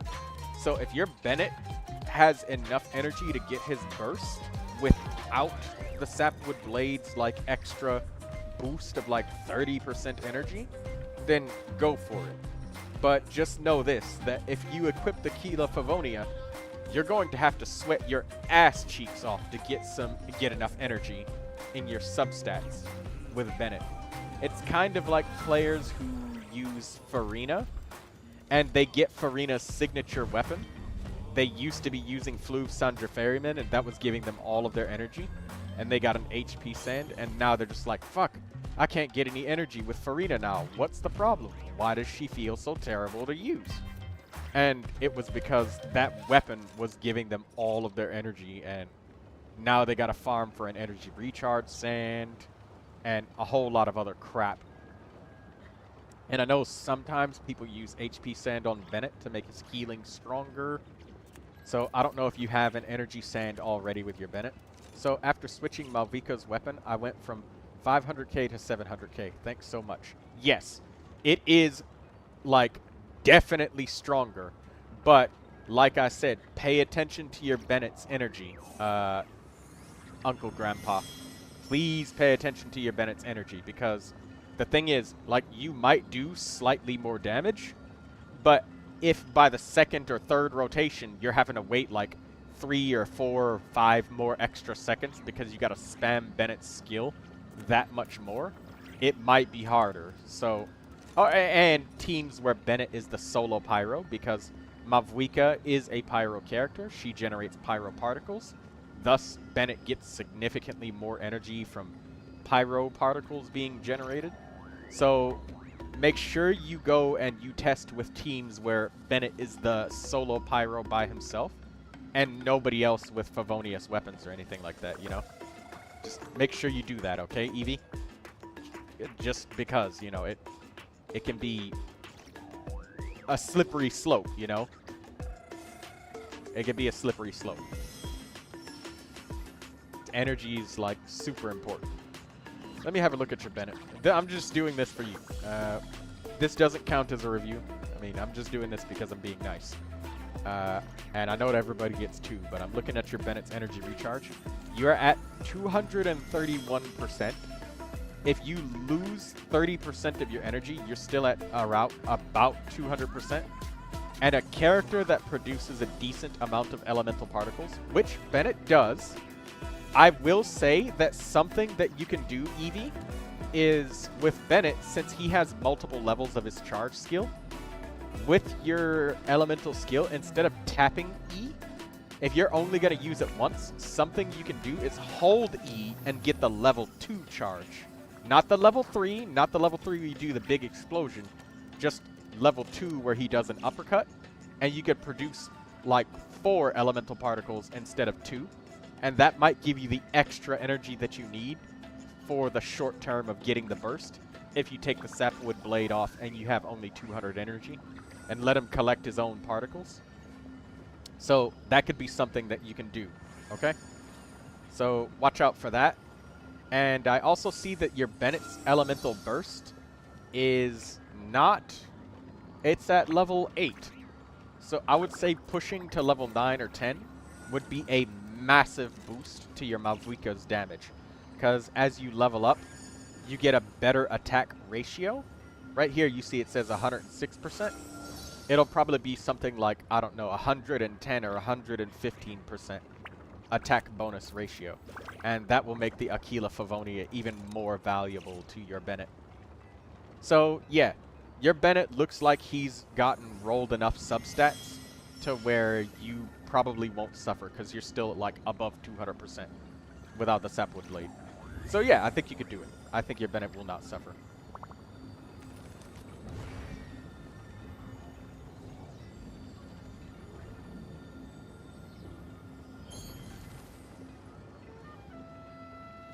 Don't forget to like the stream and stuff.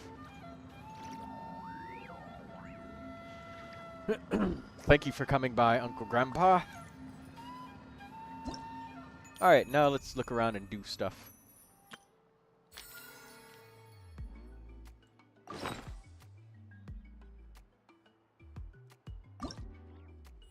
Let's play this Repertoire Myriad of Melodies video game.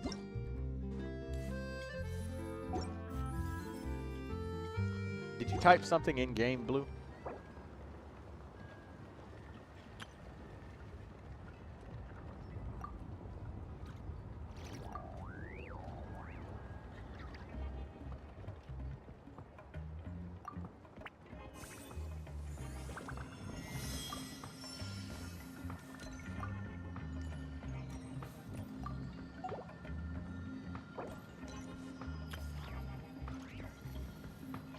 I don't think you get rewards in co-op, but I'm not sure.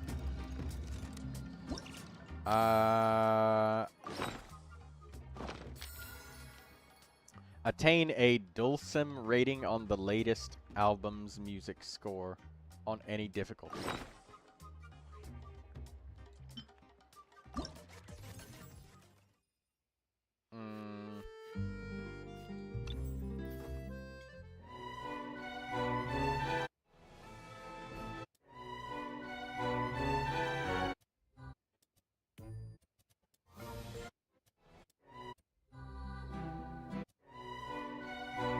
Okay,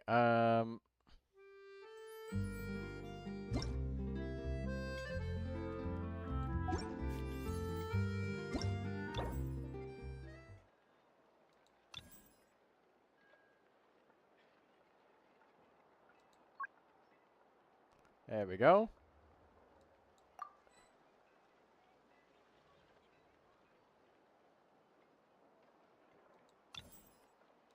Easy notes.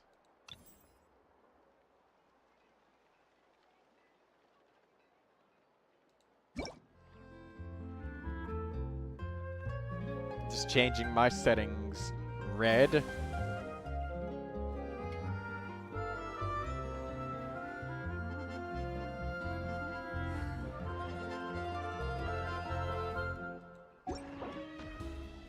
Do I sense treasure?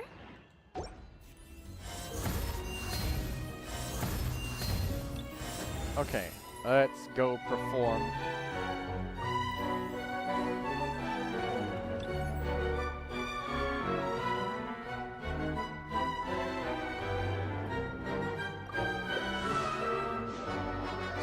Alright, let's see if it counts. It should. I mean, I don't see why it wouldn't.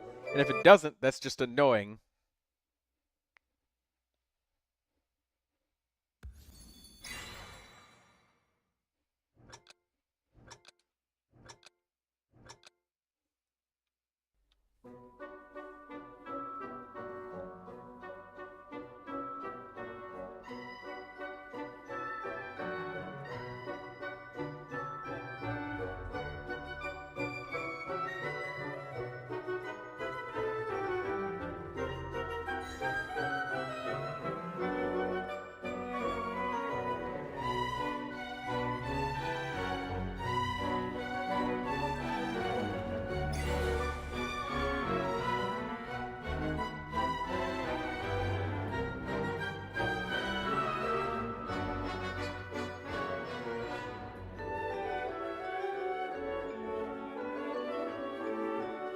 Oh. I missed it so badly.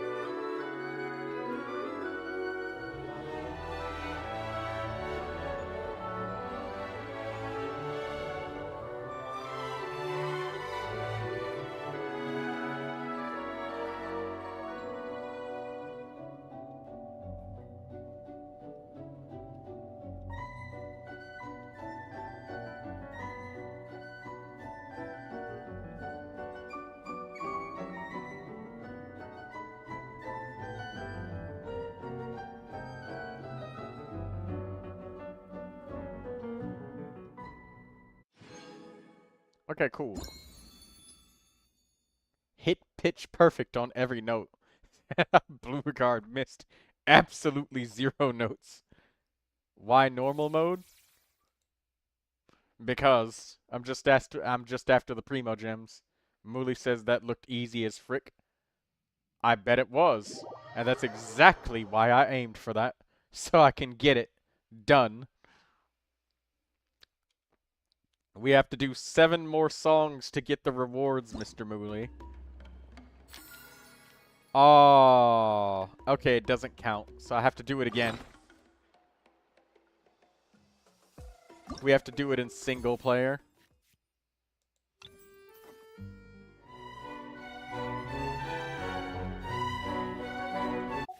Is this the most recent album, though?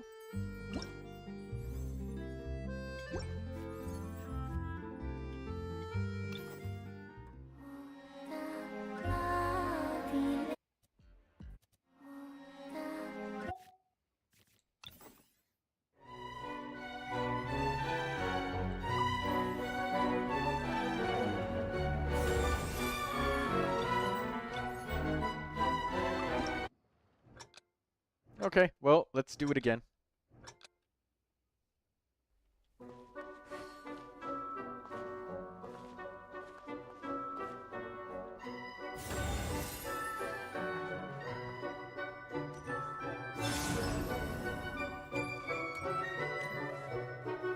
Hey, Mr. Mooley, just so you know, thank NCIA-93 for donating because, since he did, I turned off ads for the stream.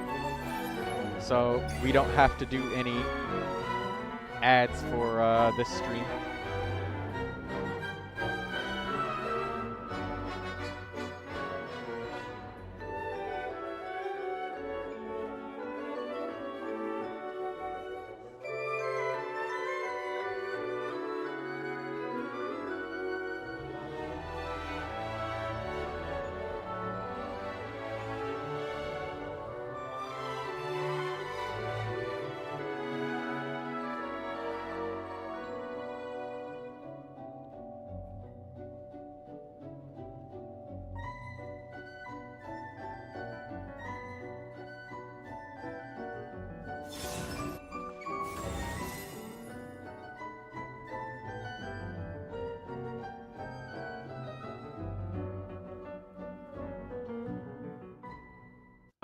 I mean, I didn't mind him, but thanks still.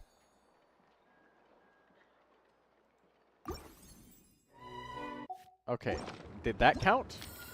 It did. So I have to do it in single player. I can't play the music with somebody else. That's horrible. Can't even play music cooperatively in this fucking game.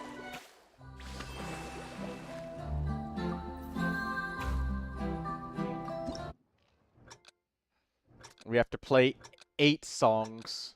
Okay.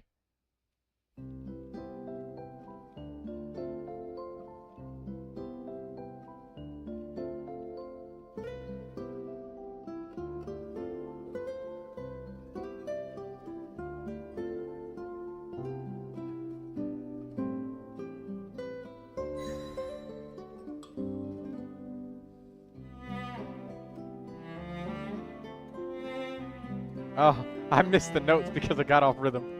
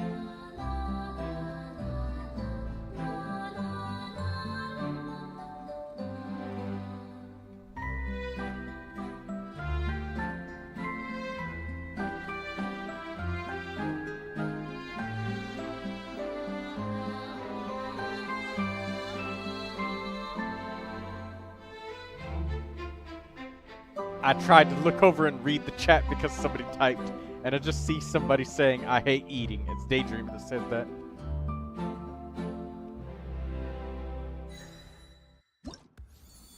There we go. Another song done.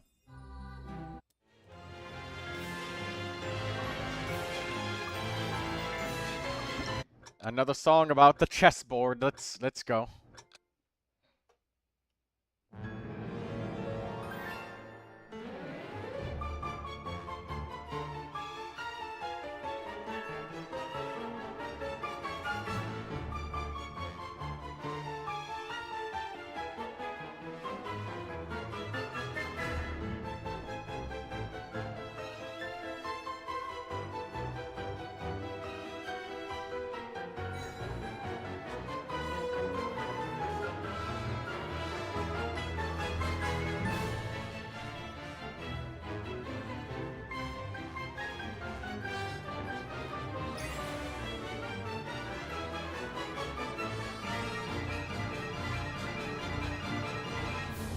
Oh god.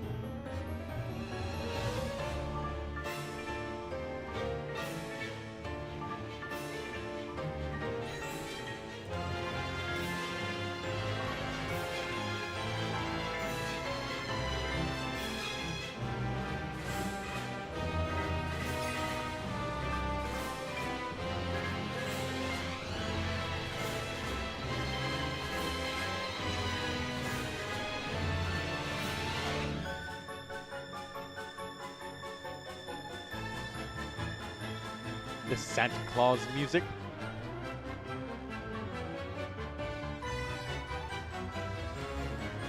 I just realized, you know guys, I've never heard these boss fight songs because I always kill the bosses so quickly that I've never heard the soundtracks before.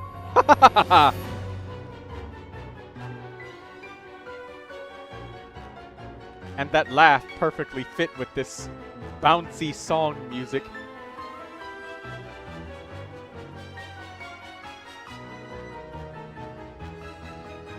Mr. Mooley saying, bruh. This is a weekly boss that I fight damn near every week. And I've never heard the soundtrack because I always kill him so fast.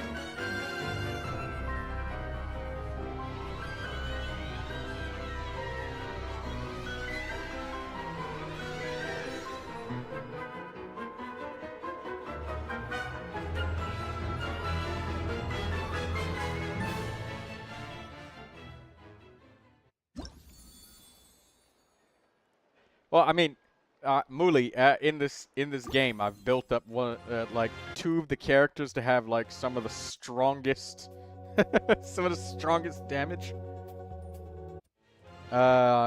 in the world. Durin all the way up at Constellation 6, and Neuvilette all the way up at Constellation 6. Granted, I don't have their teammates or supports, but I literally don't need them. They are each other's support. Okay, Astral Yearning. Now, this is a song that I think I've heard a lot. Yeah, I think I've heard this one.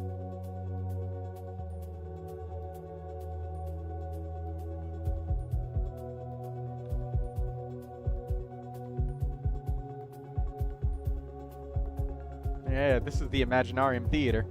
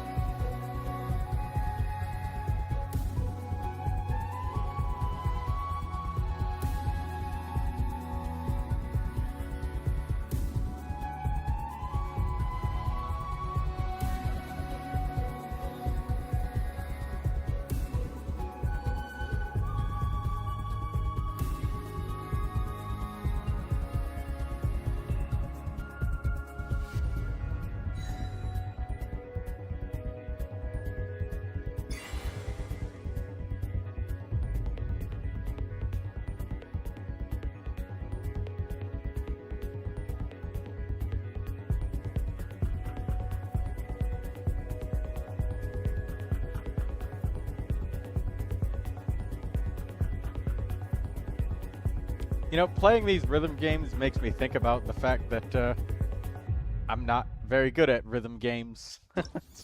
I'm so used to games with violence and tactics that when it comes to music and timing, I'm useless. I have to turn the difficulty all the way down.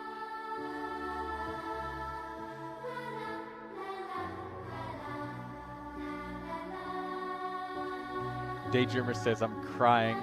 The people in what I'm reading really just said, hurry up to a heartfelt conversation. Like, skip the yap, bro. Daydreamer, don't make me read the first half of a paragraph of Nicole's elemental skill about her coming down from the heavens and the angels to inflict pyro damage and shield allies. It's just so funny. It is funny. I love it. Thank you for sharing that with us. Share some more. What's it called?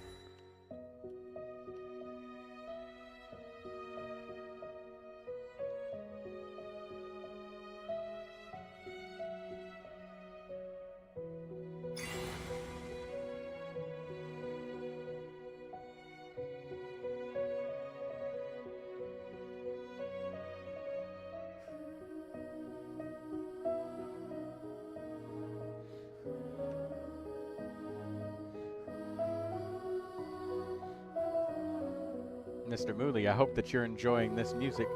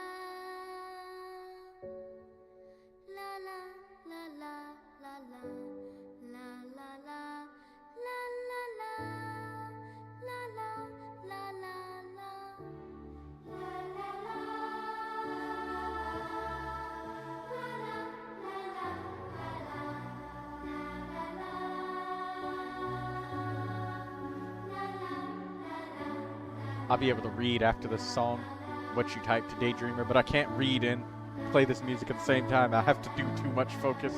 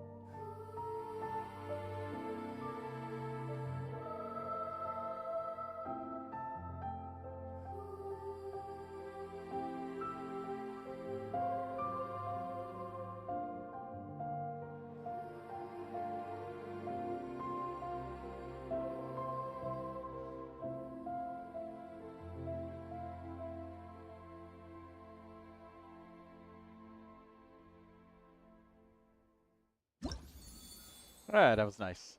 So, they wanted to skip the yap to the bone, so I don't think I should share what I'm reading. Ah, okay.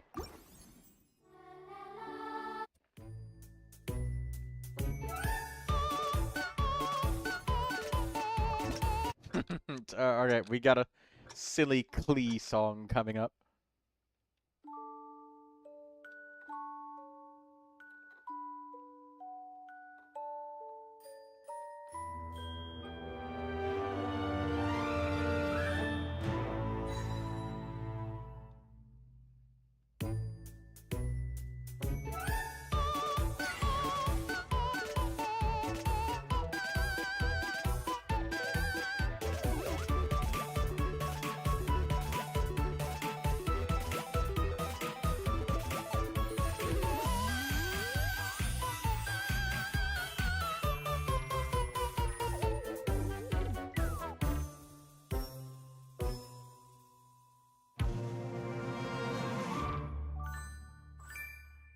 This was a short and sweet song.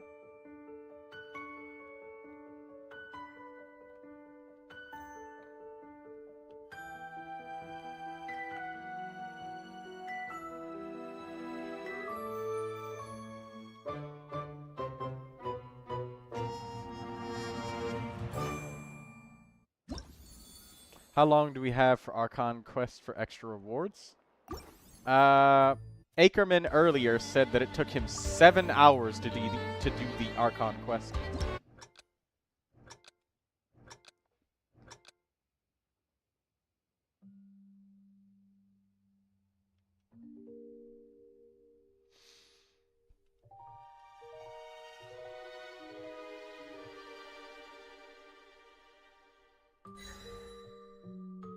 That's not what I asked. Oh, you meant like how long is it until the extra rewards expire? That's what you meant. Yeah, Blue Regard is right. 40 days. My bad, Daydreamer. I misunderstood what you meant.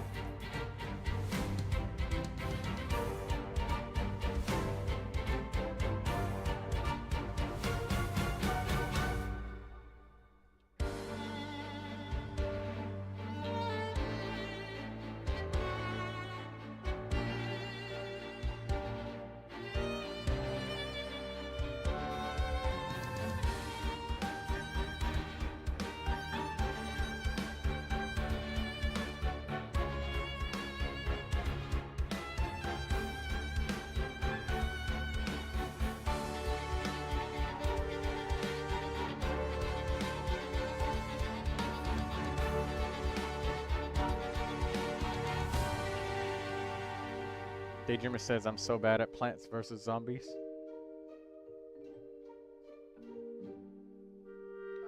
I think that you've been making a lot of progress from what I've seen, Daydreamer.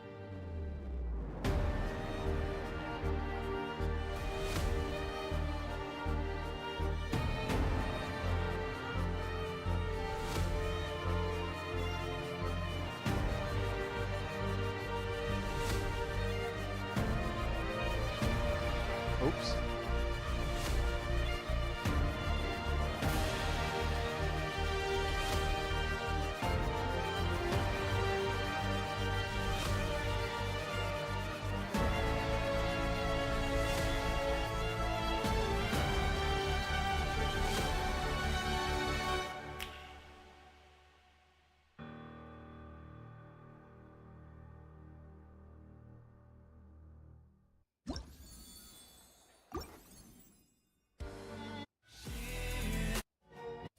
Wow, this is 3 minutes.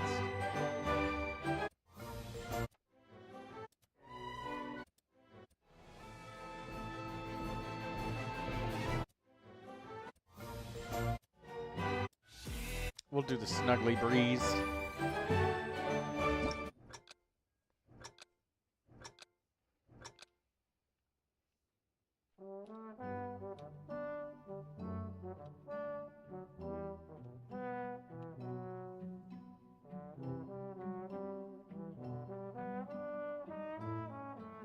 Daydreamer says, I'm terrible at strategy, but I like Plants vs. Zombies core concept design.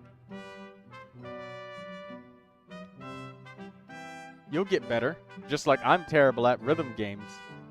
The only thing I'm good at is violence.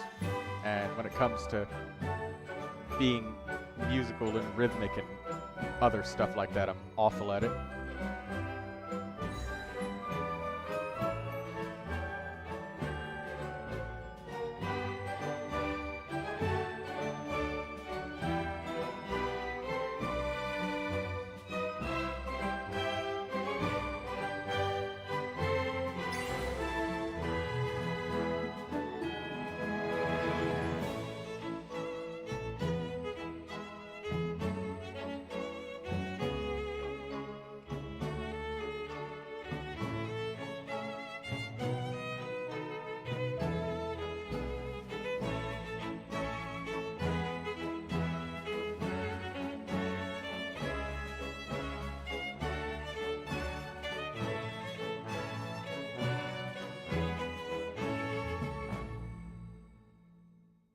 Alright, done.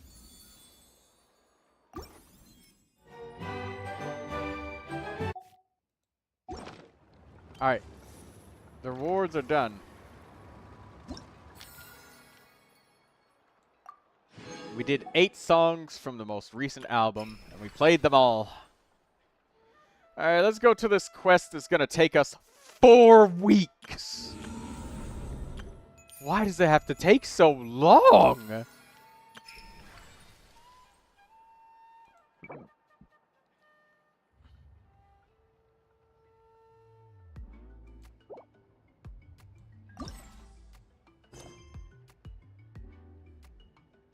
I have to go out of co-op to initiate this.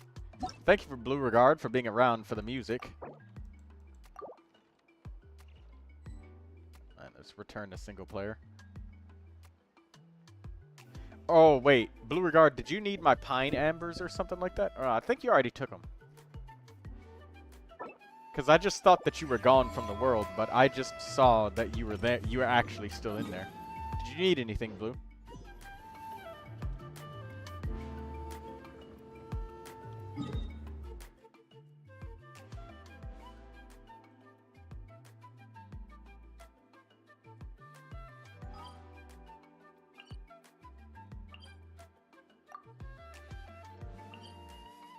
Now I got all I needed from your world. Okay. You'll get much better over time, Daydreamer. I know one thing about Plants vs. Zombies core strategy, and that it is always that, like, producing that sunlight energy or whatever it is. Like, producing enough energy is always, like, the best thing ever. Like always making the sunflowers and stuff that let you grow more stuff. It's always the best thing ever to have like plenty of that stuff. Like a whole row of sunflowers.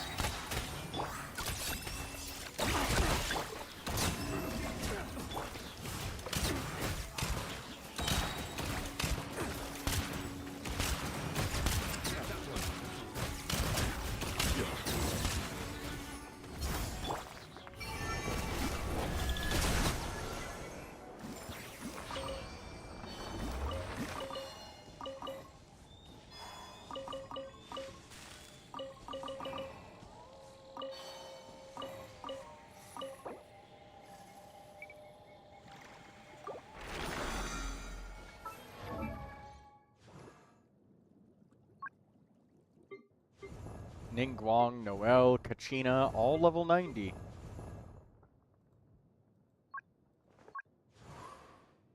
Let's get Kale leveled up because I use her a lot.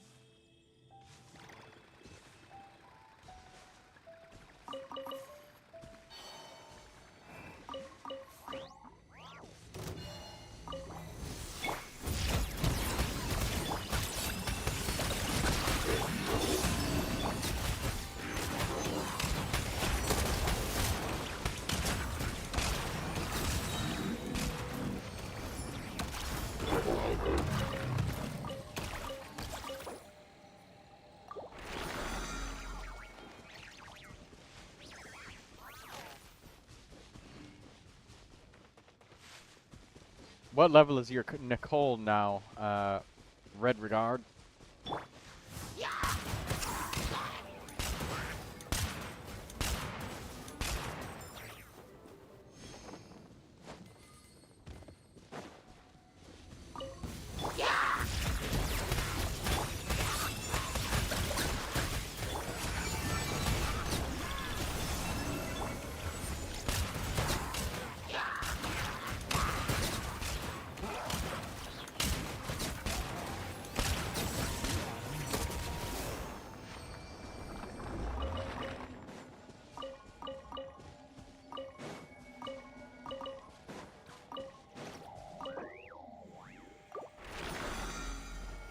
Alright, there we go. We got all of that. Let's give Kale some more levels now. We use her a lot. It's our best off-field dendro damage that we've got. 80. I'm missing 2 Pine Ambers. Maybe Daydreamer or Lindsay will let you take some Pine Ambers from their world.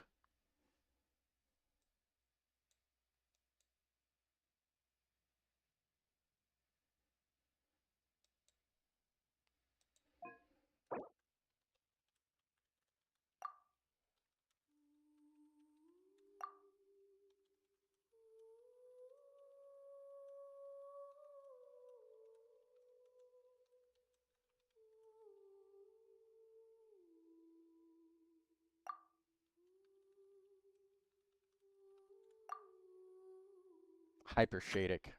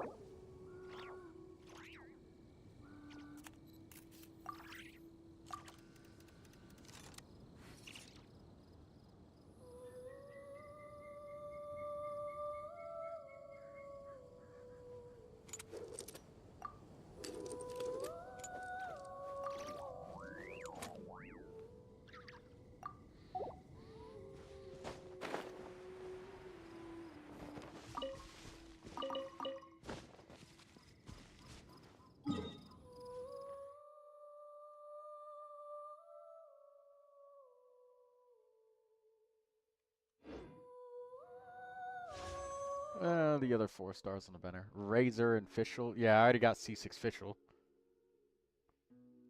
Razor constellations are whatever. Razor is probably still constellation 0, isn't he?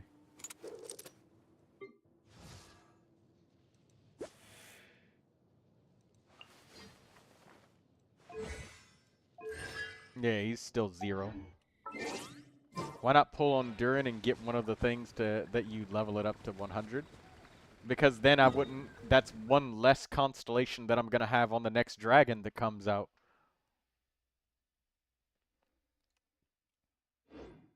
And MiHoYo is a Chinese company. They can't help themselves but make a dragon every once in a while. So it's coming. I know it is. You can't have Snezhnaya without some sort of playable dragon character. Now, they already skipped out on giving us that shit when it came to Nod Cry. You know, Fontaine, we got a dragon. Nod, and then we get to Natlin, no dragon. We get to Nod Cry, we finally get a dragon. I suppose. Yes. That's one less constellation I'll have on the next dragon. Every wish that I spend. I've already spent like over 180 something wishes.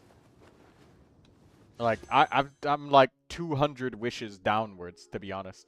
Like Columbina, Escoffier, Varissa.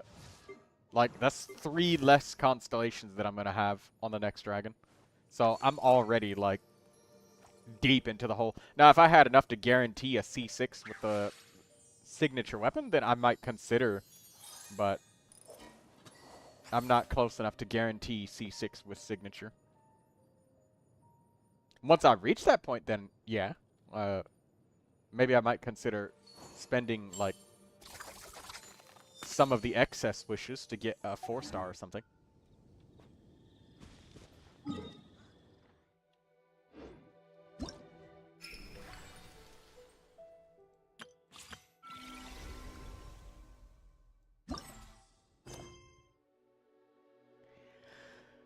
That's the Archon quest. Okay. 40 days to do that. Hey, I noticed that they gave us this tempered in practice thing. That's nice. We get 20 Primogems and transient resin. Get level up materials too.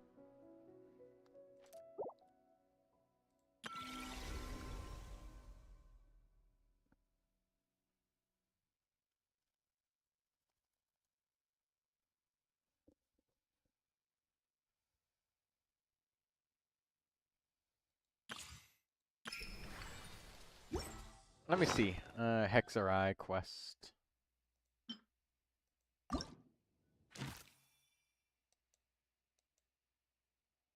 Oh no, this isn't it.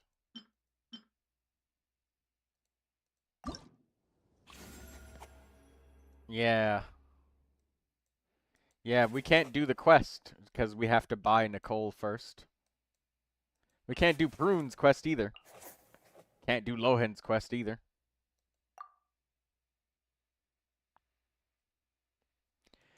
Alright, whatever. Look at all of these quests, guys, that we can't do. Like, come on, unlock the fucking quest and just let us play it. Without having to buy the character first.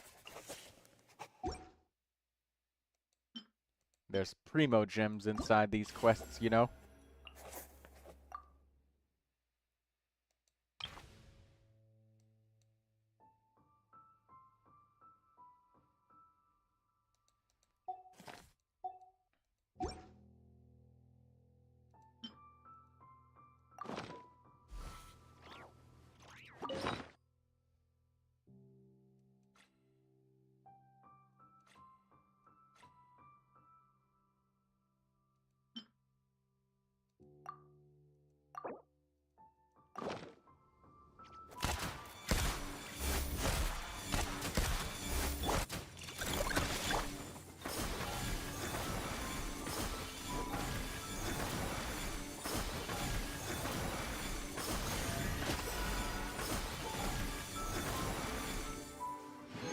Parametric Transformer is done, and there's some more Heroes Wit. Hey, let's use that up right away. More levels on Kale. Favorite Dendro off-fielder.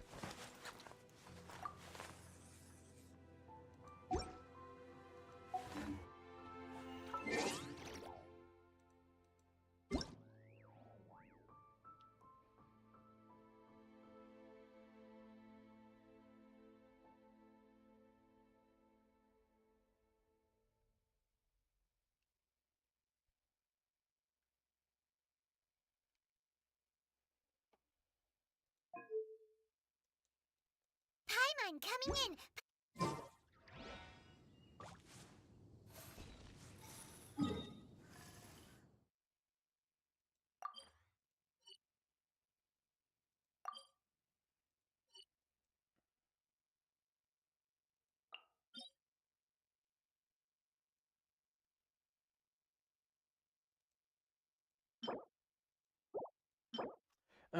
Two-piece. Attack plus 18%. Increases superconduct reaction damage by 80% when the equipping character attacks opponents affected by superconduct. This attack's critical rate is increased by 16%.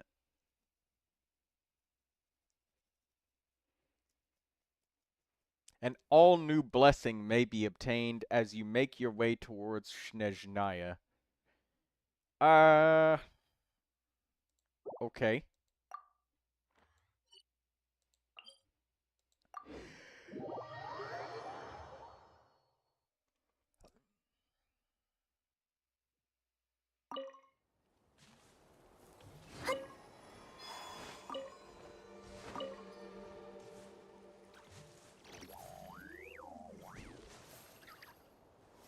We gotta go up. Or no, maybe we don't need to go up.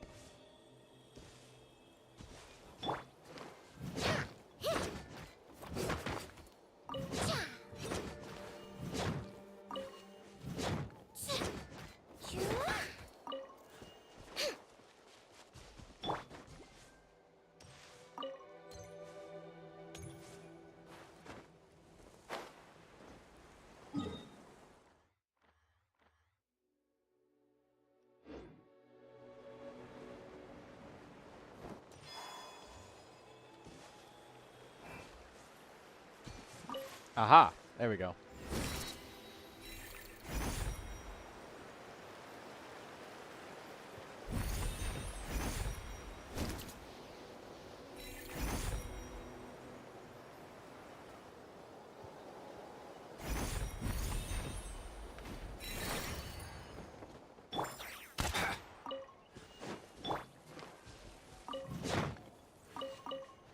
White iron chunks. Give me those.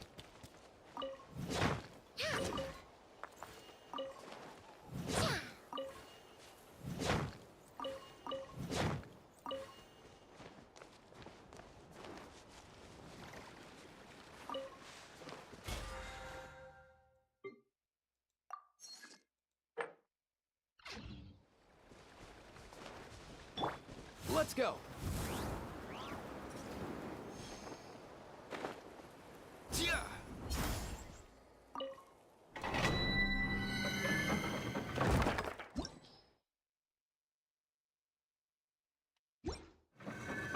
Alright, the domain is unlocked now.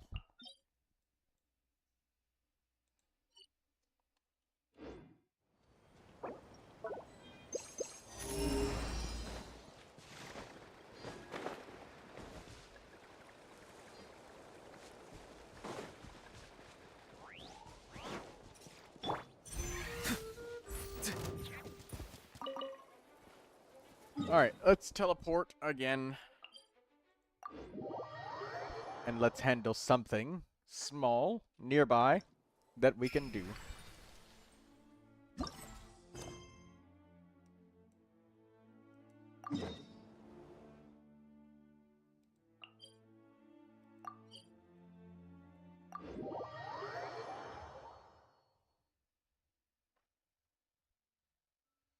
The joyous floating island, huh? Oh, they're letting us go inside her house.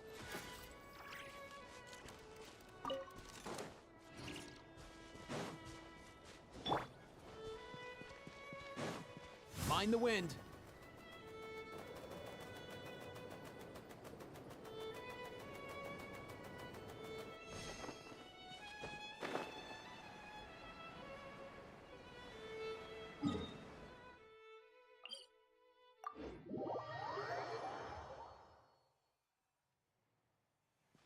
Look!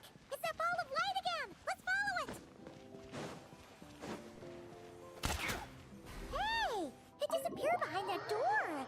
Does that mean we can open it now? Alright, Paimon.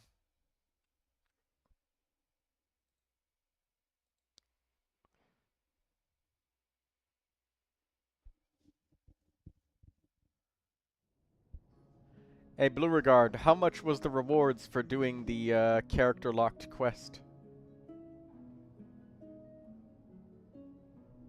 Welcome.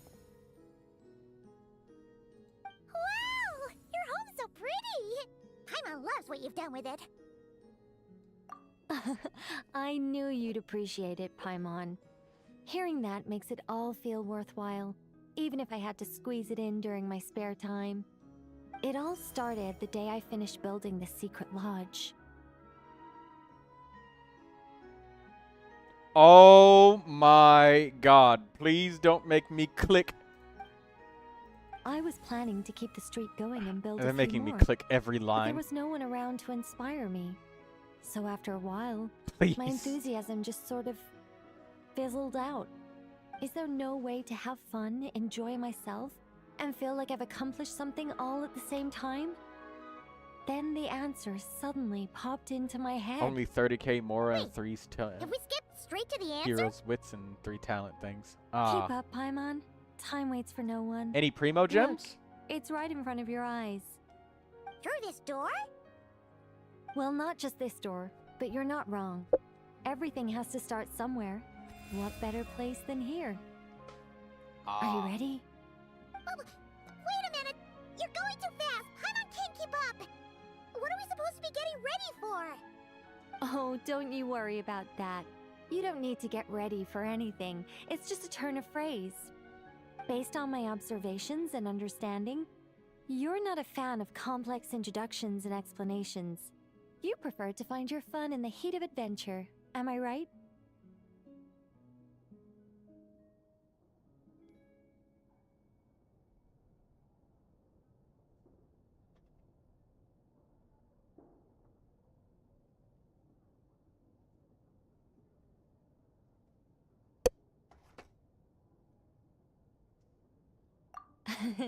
Glad to hear it. In that case, brace yourselves. I don't plan to hold back. You know us angels. We just can't resist the satisfaction of guiding adventurers to treasure. Well, seeing as the goal is to be kind and help others find happiness, why shouldn't I start by giving my own friends a few happy pointers? So, I had a sudden stroke of genius. I transformed my little lodge into a place where you can relax and have fun. I even hid treasure in each and every room. To tell you the truth, even compared to the other angels, I'm quite the expert when it comes to hiding things. If I were to bury a chest in the wild and not show you the way, I'm afraid you wouldn't be able to find it even after months of searching. Anyway, I digress. I feel like that was an incredibly loaded statement. I feel like if I just buried a chest randomly in the wild, you still wouldn't be able to find it even after months of searching. Ha ha ha ha ha!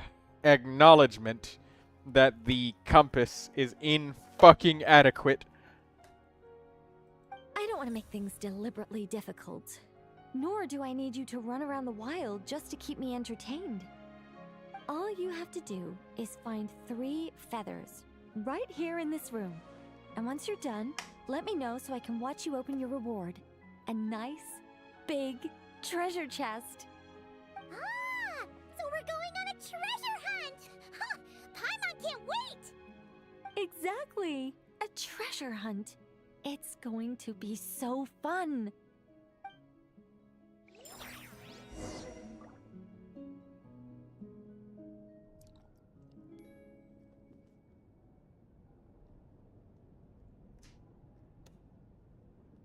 Hey, Blue, I have a very important question for you.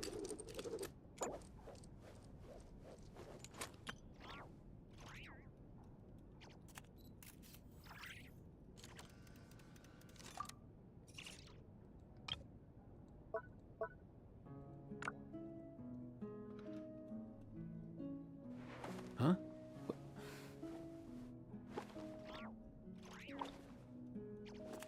Hey, get out! Cuckoo!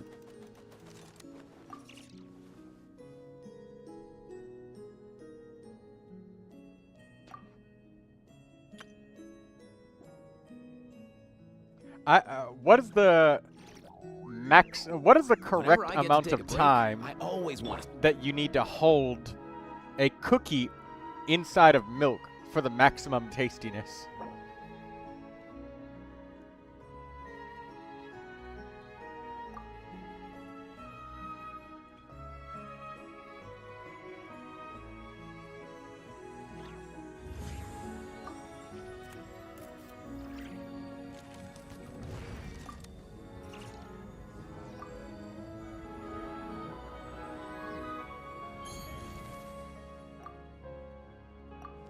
What about chocolate chip cookies?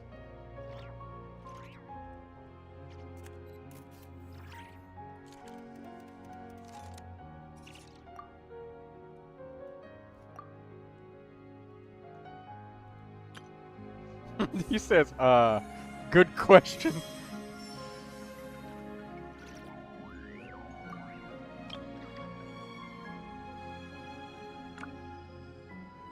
That's I normally hold in the milk for around 3 seconds.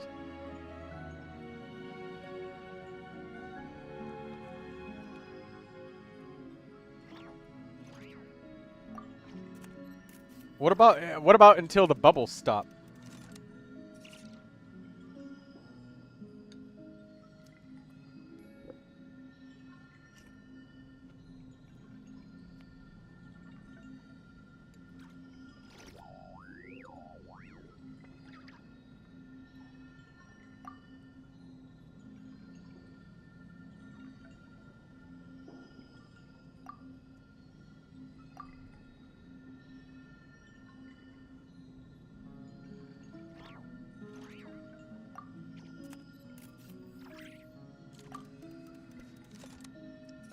Do you submerge the cookie 100% or only partially?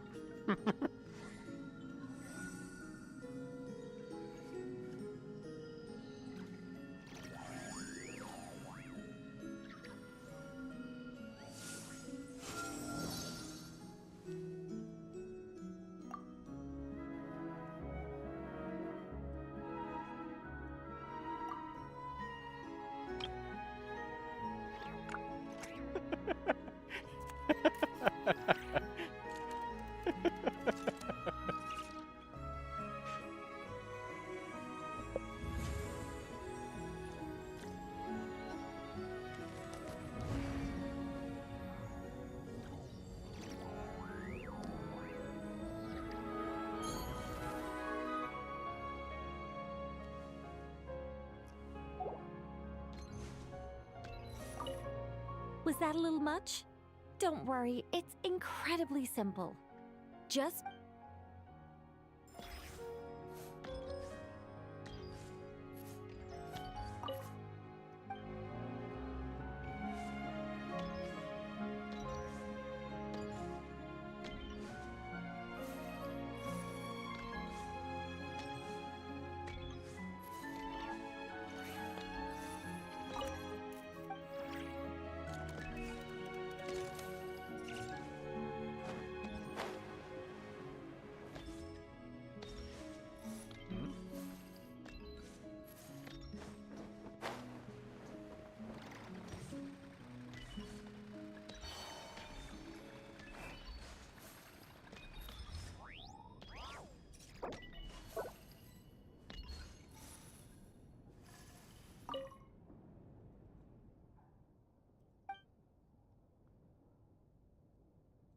Oh, we have to enter this door. Okay.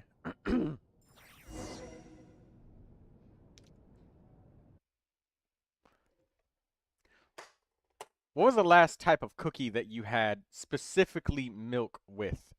Blue Regard.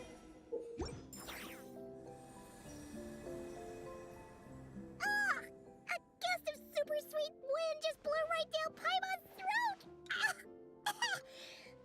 Hey, where are we? That teapot and those cups look really, really big! Wait a second. Did we shrink? Apologies. I was hoping to invite animal actors, but alas, I'm used to dealing with thespians of a more stony-faced persuasion. Huh? Nicole, you shrunk too? Paimon thought you were gonna be huge! Nicole, the magnificent, massive mage propping up the heavens while crouching down to talk? No thank you. I'm quite happy with my current size. Anyway, welcome to the Great Mage's Tea Party. Now, pour yourselves some tea.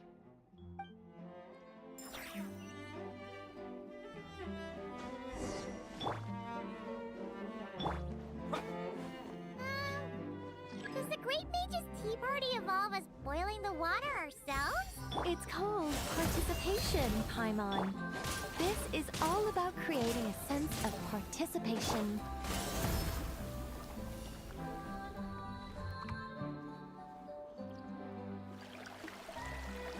Hot tea.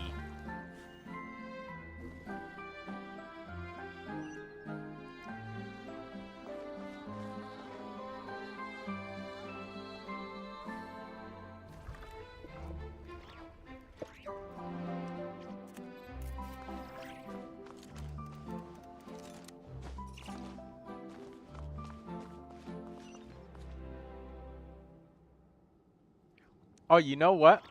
I think now would be a really good moment to link everybody the web event. So I'm going to drop a link to the web event in the chat for everybody.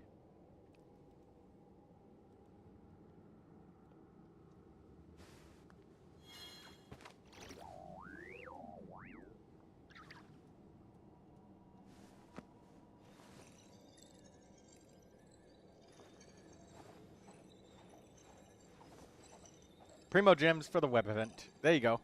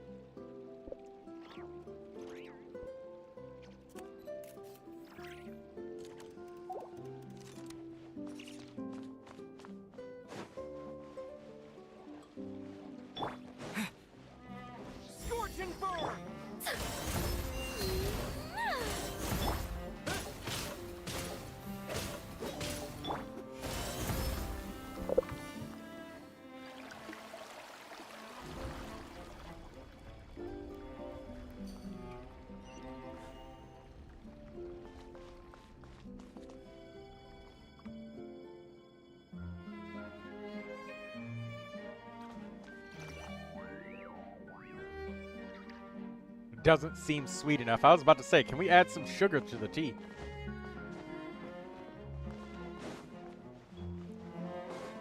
So, Paimon's guessing we need to add sugar ourselves too? Alice takes 3 sugars, Anya prefers 1, and Barbeloff likes hers without. Okay. Should Paimon be writing this down? No need, no need. I'm just thinking out loud.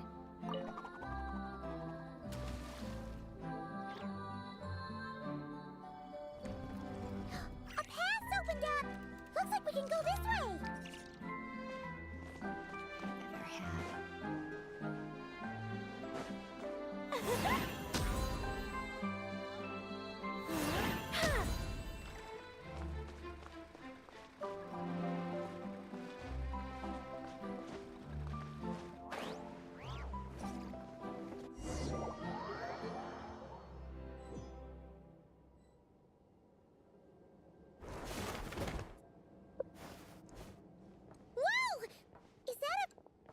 Mandragora statue?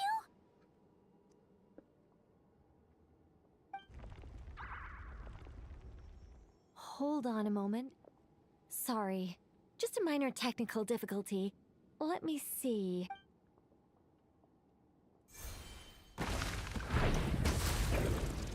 It's moving! Hey! Aha! Much better. What do you mean, much better? Hmm? Come on, it's barely attacking you. You can handle a little spirited tickling, can't you? Besides, this is the perfect opportunity for the traveler to show off some skills.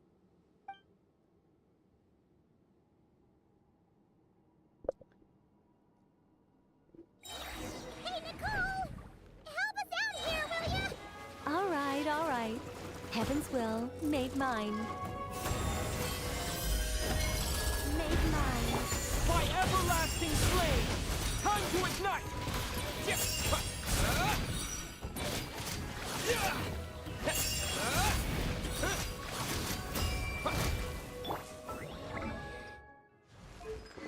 She has her signature weapon.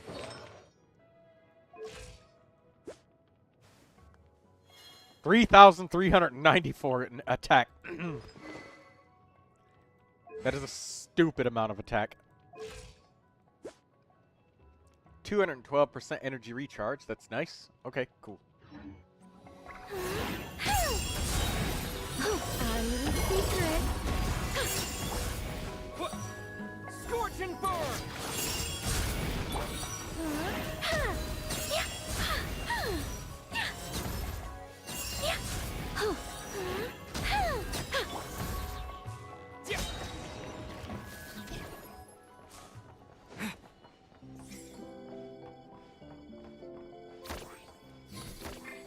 And look, the tea's still nice and warm. Just right, in fact. Oh. Okay, there Did we you go. just plan this whole thing just so you could sit back and enjoy this moment yourself? Come now. This is your reward. You were the ones who earned it after all. Go on then.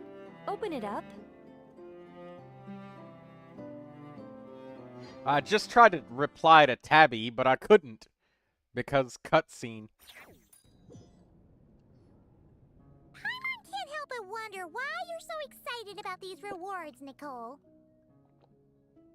Sure, Paimon looks forward to the traveler's reaction when she gets him a gift, but this feels kind of different.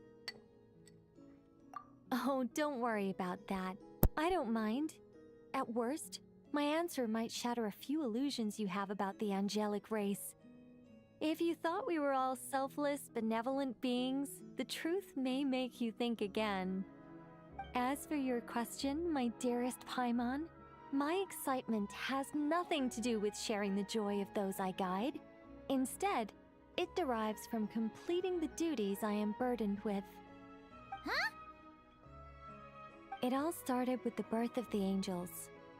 We were entrusted with the mission to love all living beings on this land. But unlike the gods who came after, our ability to perceive emotion was crude and undeveloped.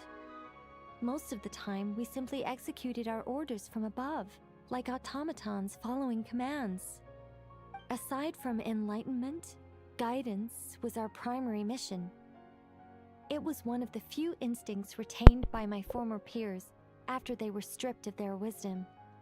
Upon completing our missions, we gained a certain sense of joyous relief. It was the most intense emotional experience an angel could normally undergo. Isn't it kind of sad? Maybe, but I prefer not to think of it as something worthy of pity. After all, not even the great ruler of the firmament can deny the truth of the emotions in my heart right now. Besides, guiding others is a good thing in itself, don't you think?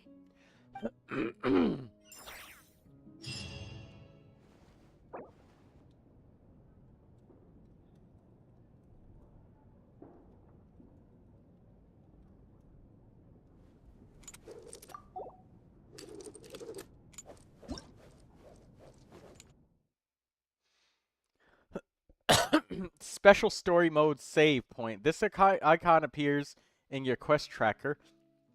It indicates that your progress has been saved, and exiting story mode will not set your progress back. When you are in special story mode, you can tap the exit button to check your last save.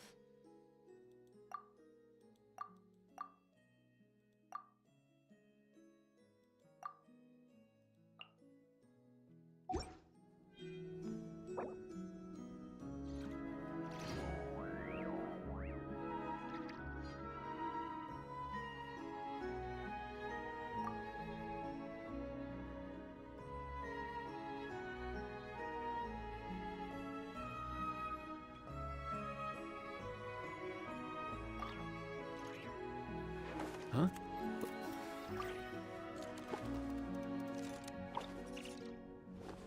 Hey, get out! Cuckoo!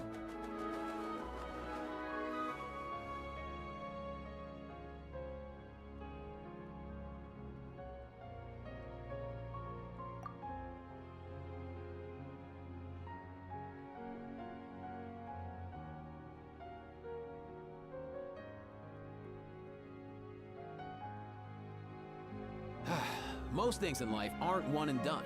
Soon as you're rested up, let's make a move.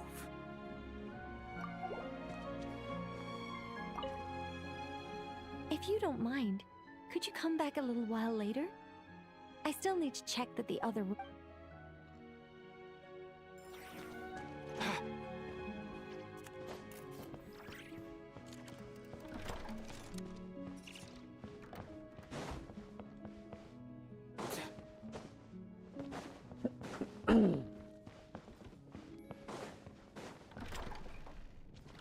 Okay, so every room is working just fine.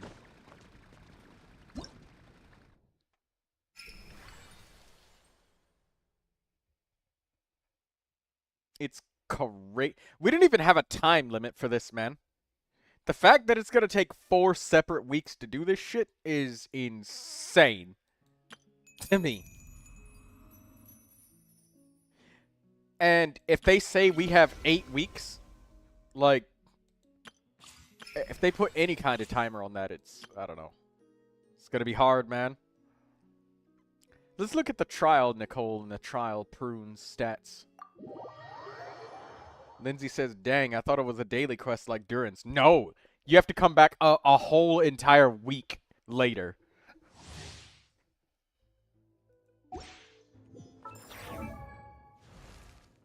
Daydreamer says, that's me, though. Oh, yeah, don't forget to claim your Primogems from the web event, guys.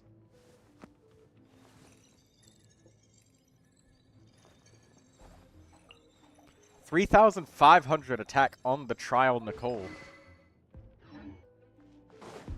So what about when she's in combat?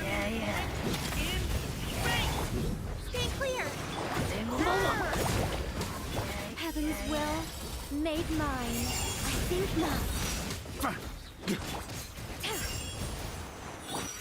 Watch out!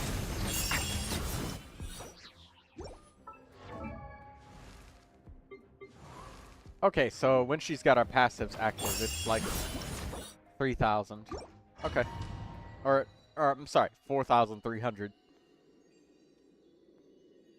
So, Nicole, that's around, I don't know. Shit. Was that Constellation 0, though?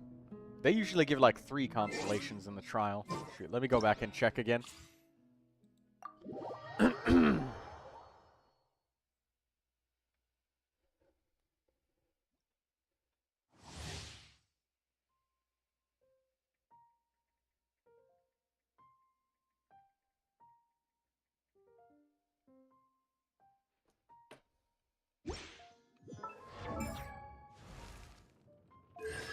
Okay, she's at C0. Everybody's Constellation 0. Yeah, there we go. Only signature weapon. Okay. Which has 741 attack power.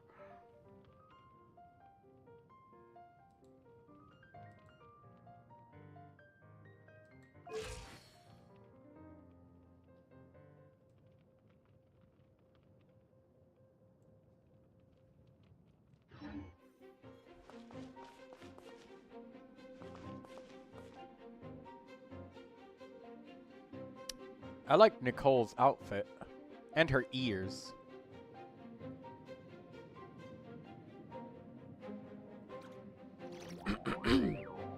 Nice hair.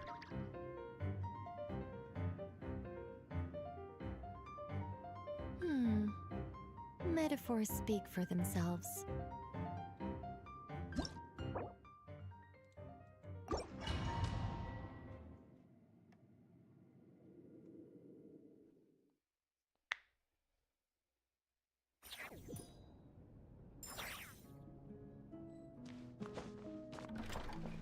Oh, Nicole is gone.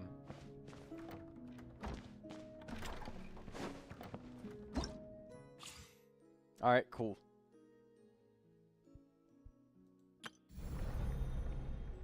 Alright, well, we will have to do the Archon quest a different time. So, I guess what I'm going to do here is probably just, do some sort of artifact route or something. And that sounds about right. Artifact route.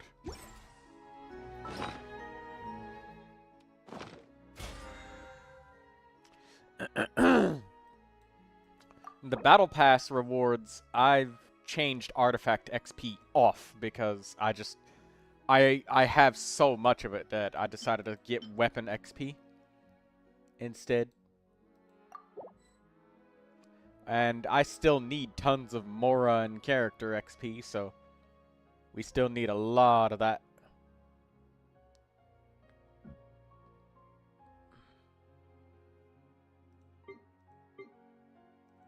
You know what? I feel like doing a little bit of the Battle Pass to get something. Let's go to the Cat's Tail and Jingy's Invocation TCG and just try to get our TCG victory. We'll try once against a player. Or actually, how much time we got? 23 minutes? I'll play the NPC.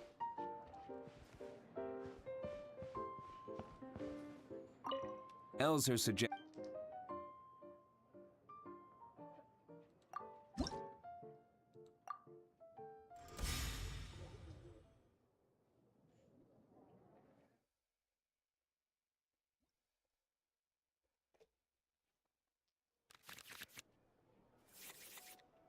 Shit.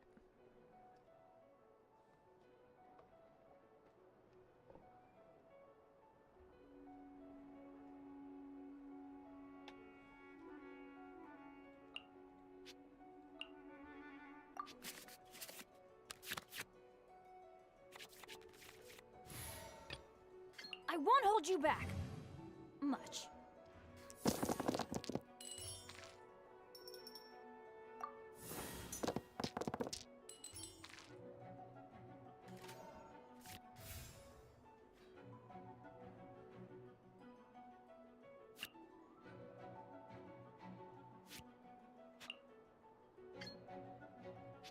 Let's light it up!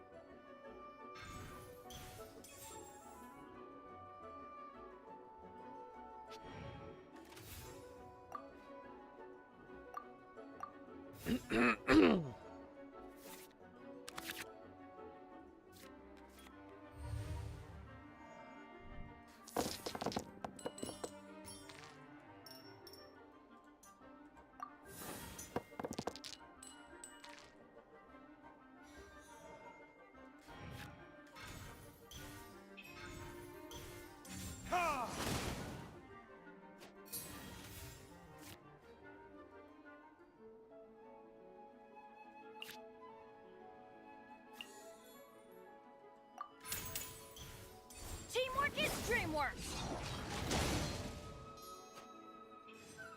NCIA farmed an entire set for Nicole. Don't know about the superconduct though. Yeah, this is literally just farming for characters that haven't come out yet.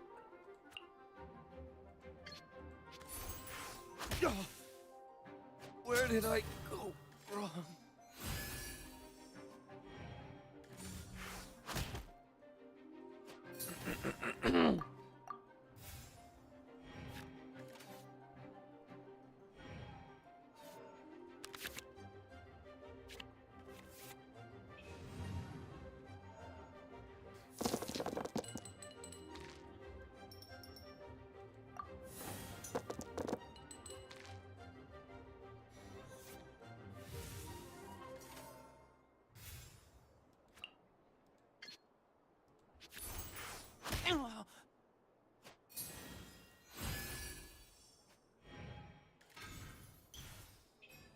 Keep back! Ow! Oh damn! They actually did an elemental reaction. Just my... I did not expect them to do that.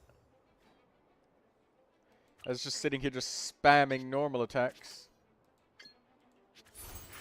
Oh!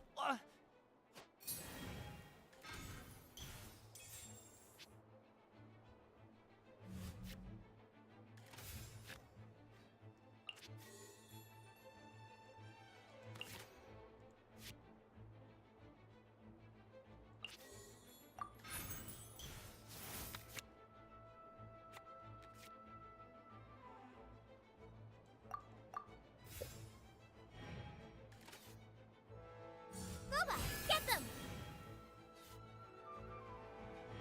Who's playing on the other screen? Blue.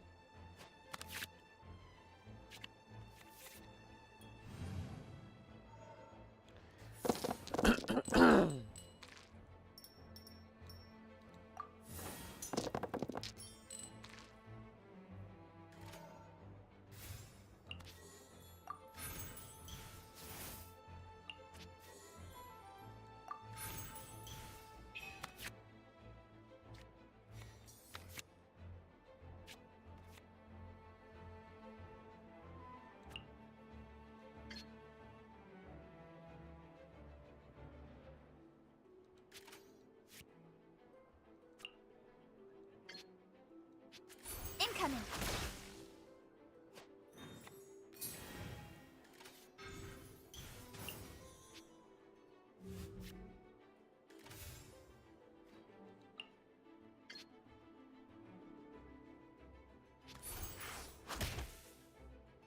Take me back.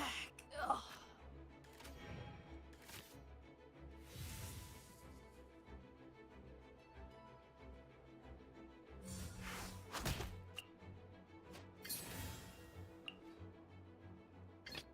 Let's go.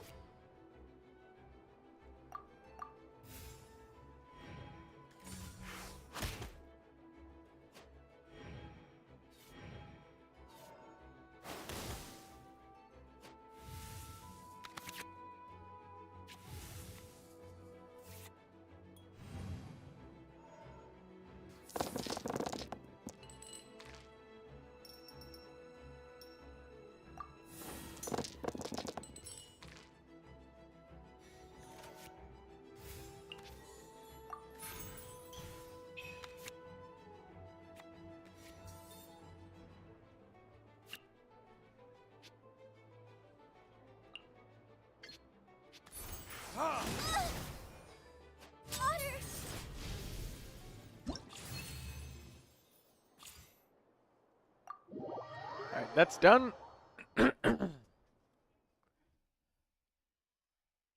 Let's collect our battle pass points. Daydreamer, how was Neverness to Everness?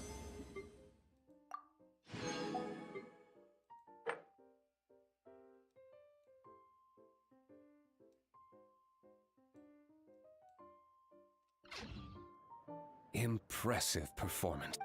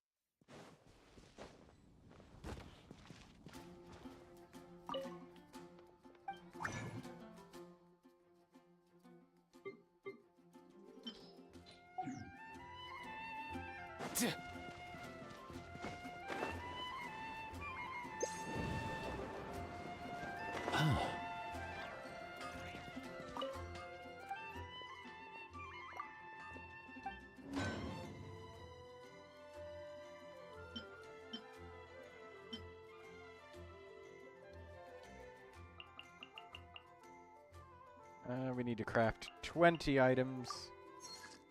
There we go. And now we gotta cook 20 items, so... you know, I almost forgot about Escoffier. She'll provide us with 10 food items.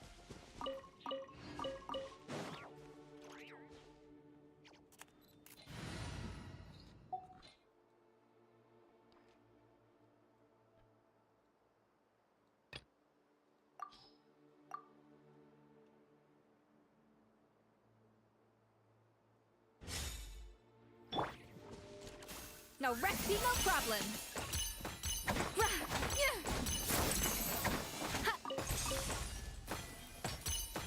There we go. We got all of this now.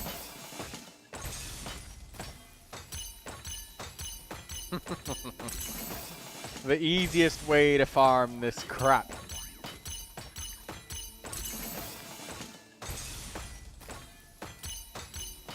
Just that NCI spoiled it a little.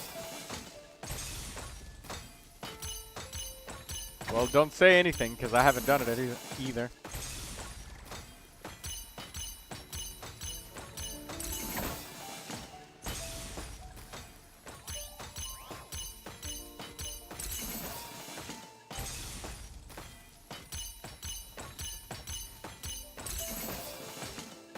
Not bad. You're not? I know. That's okay. There is a spoiler content channel, though. If he did it in a channel where it's, like, not spoiler content or something like that, let me know.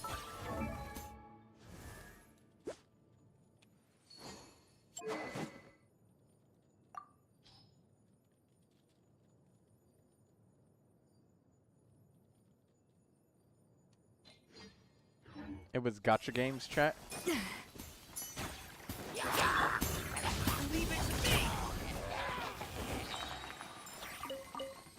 Ah, I'll wipe it so that people don't get spoiled.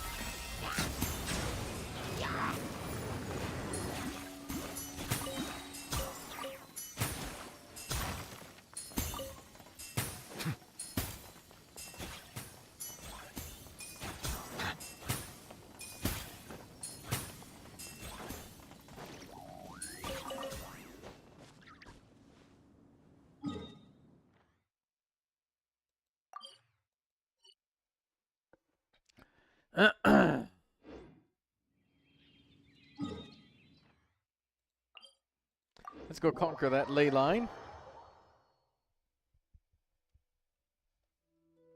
Hurry up, Grassa!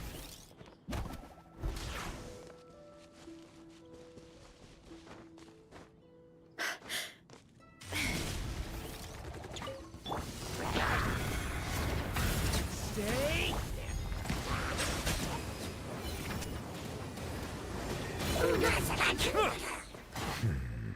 Be sanctified.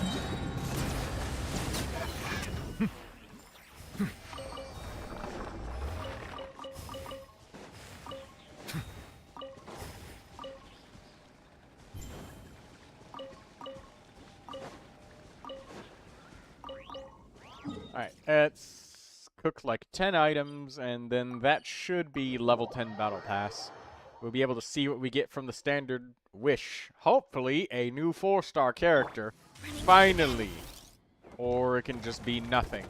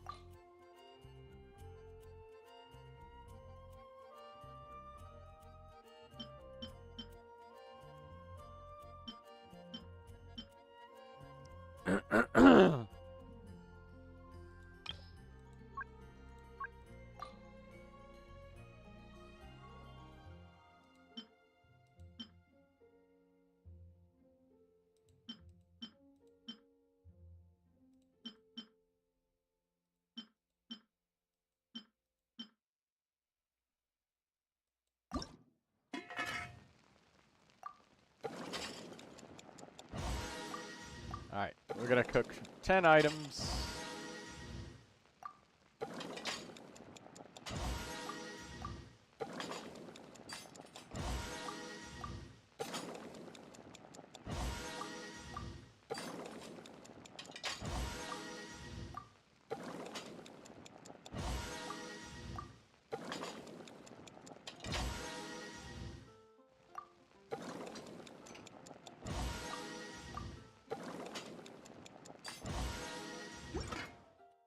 Building pity on the main EU account and no prune.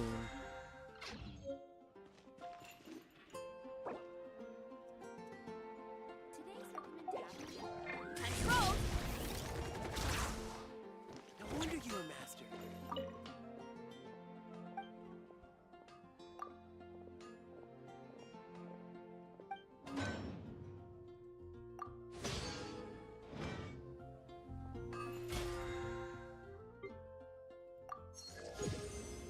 Ah, there we go. Battle Pass level 10. Give me the wish. Alright, now let's see. Hard work is all. Let's see what we get, ladies and gentlemen. Purple? No purple. I'm disappointed. Whatever. Not like I really wanted a new character or anything. We're at 4 pity for our next 4-star. Or, well, 6 pity until our next one.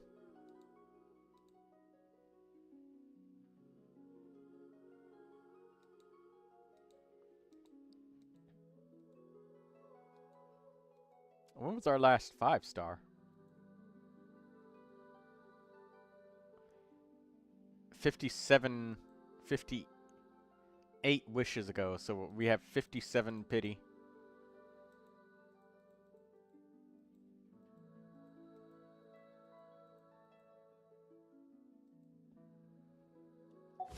So we're at 58.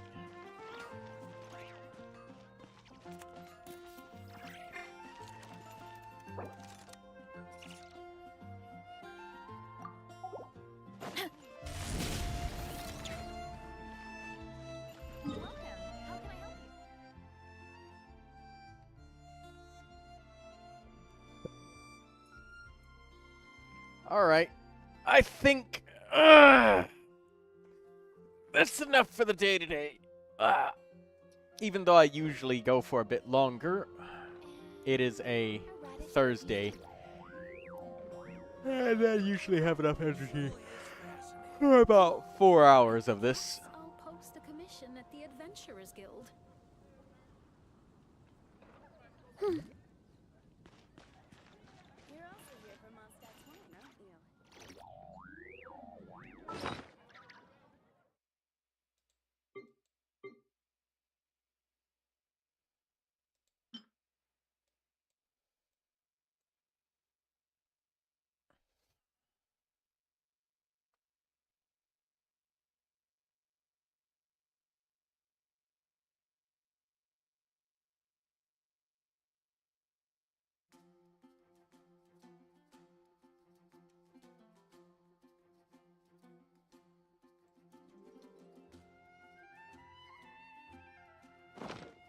It's Wednesday, be safe. All right.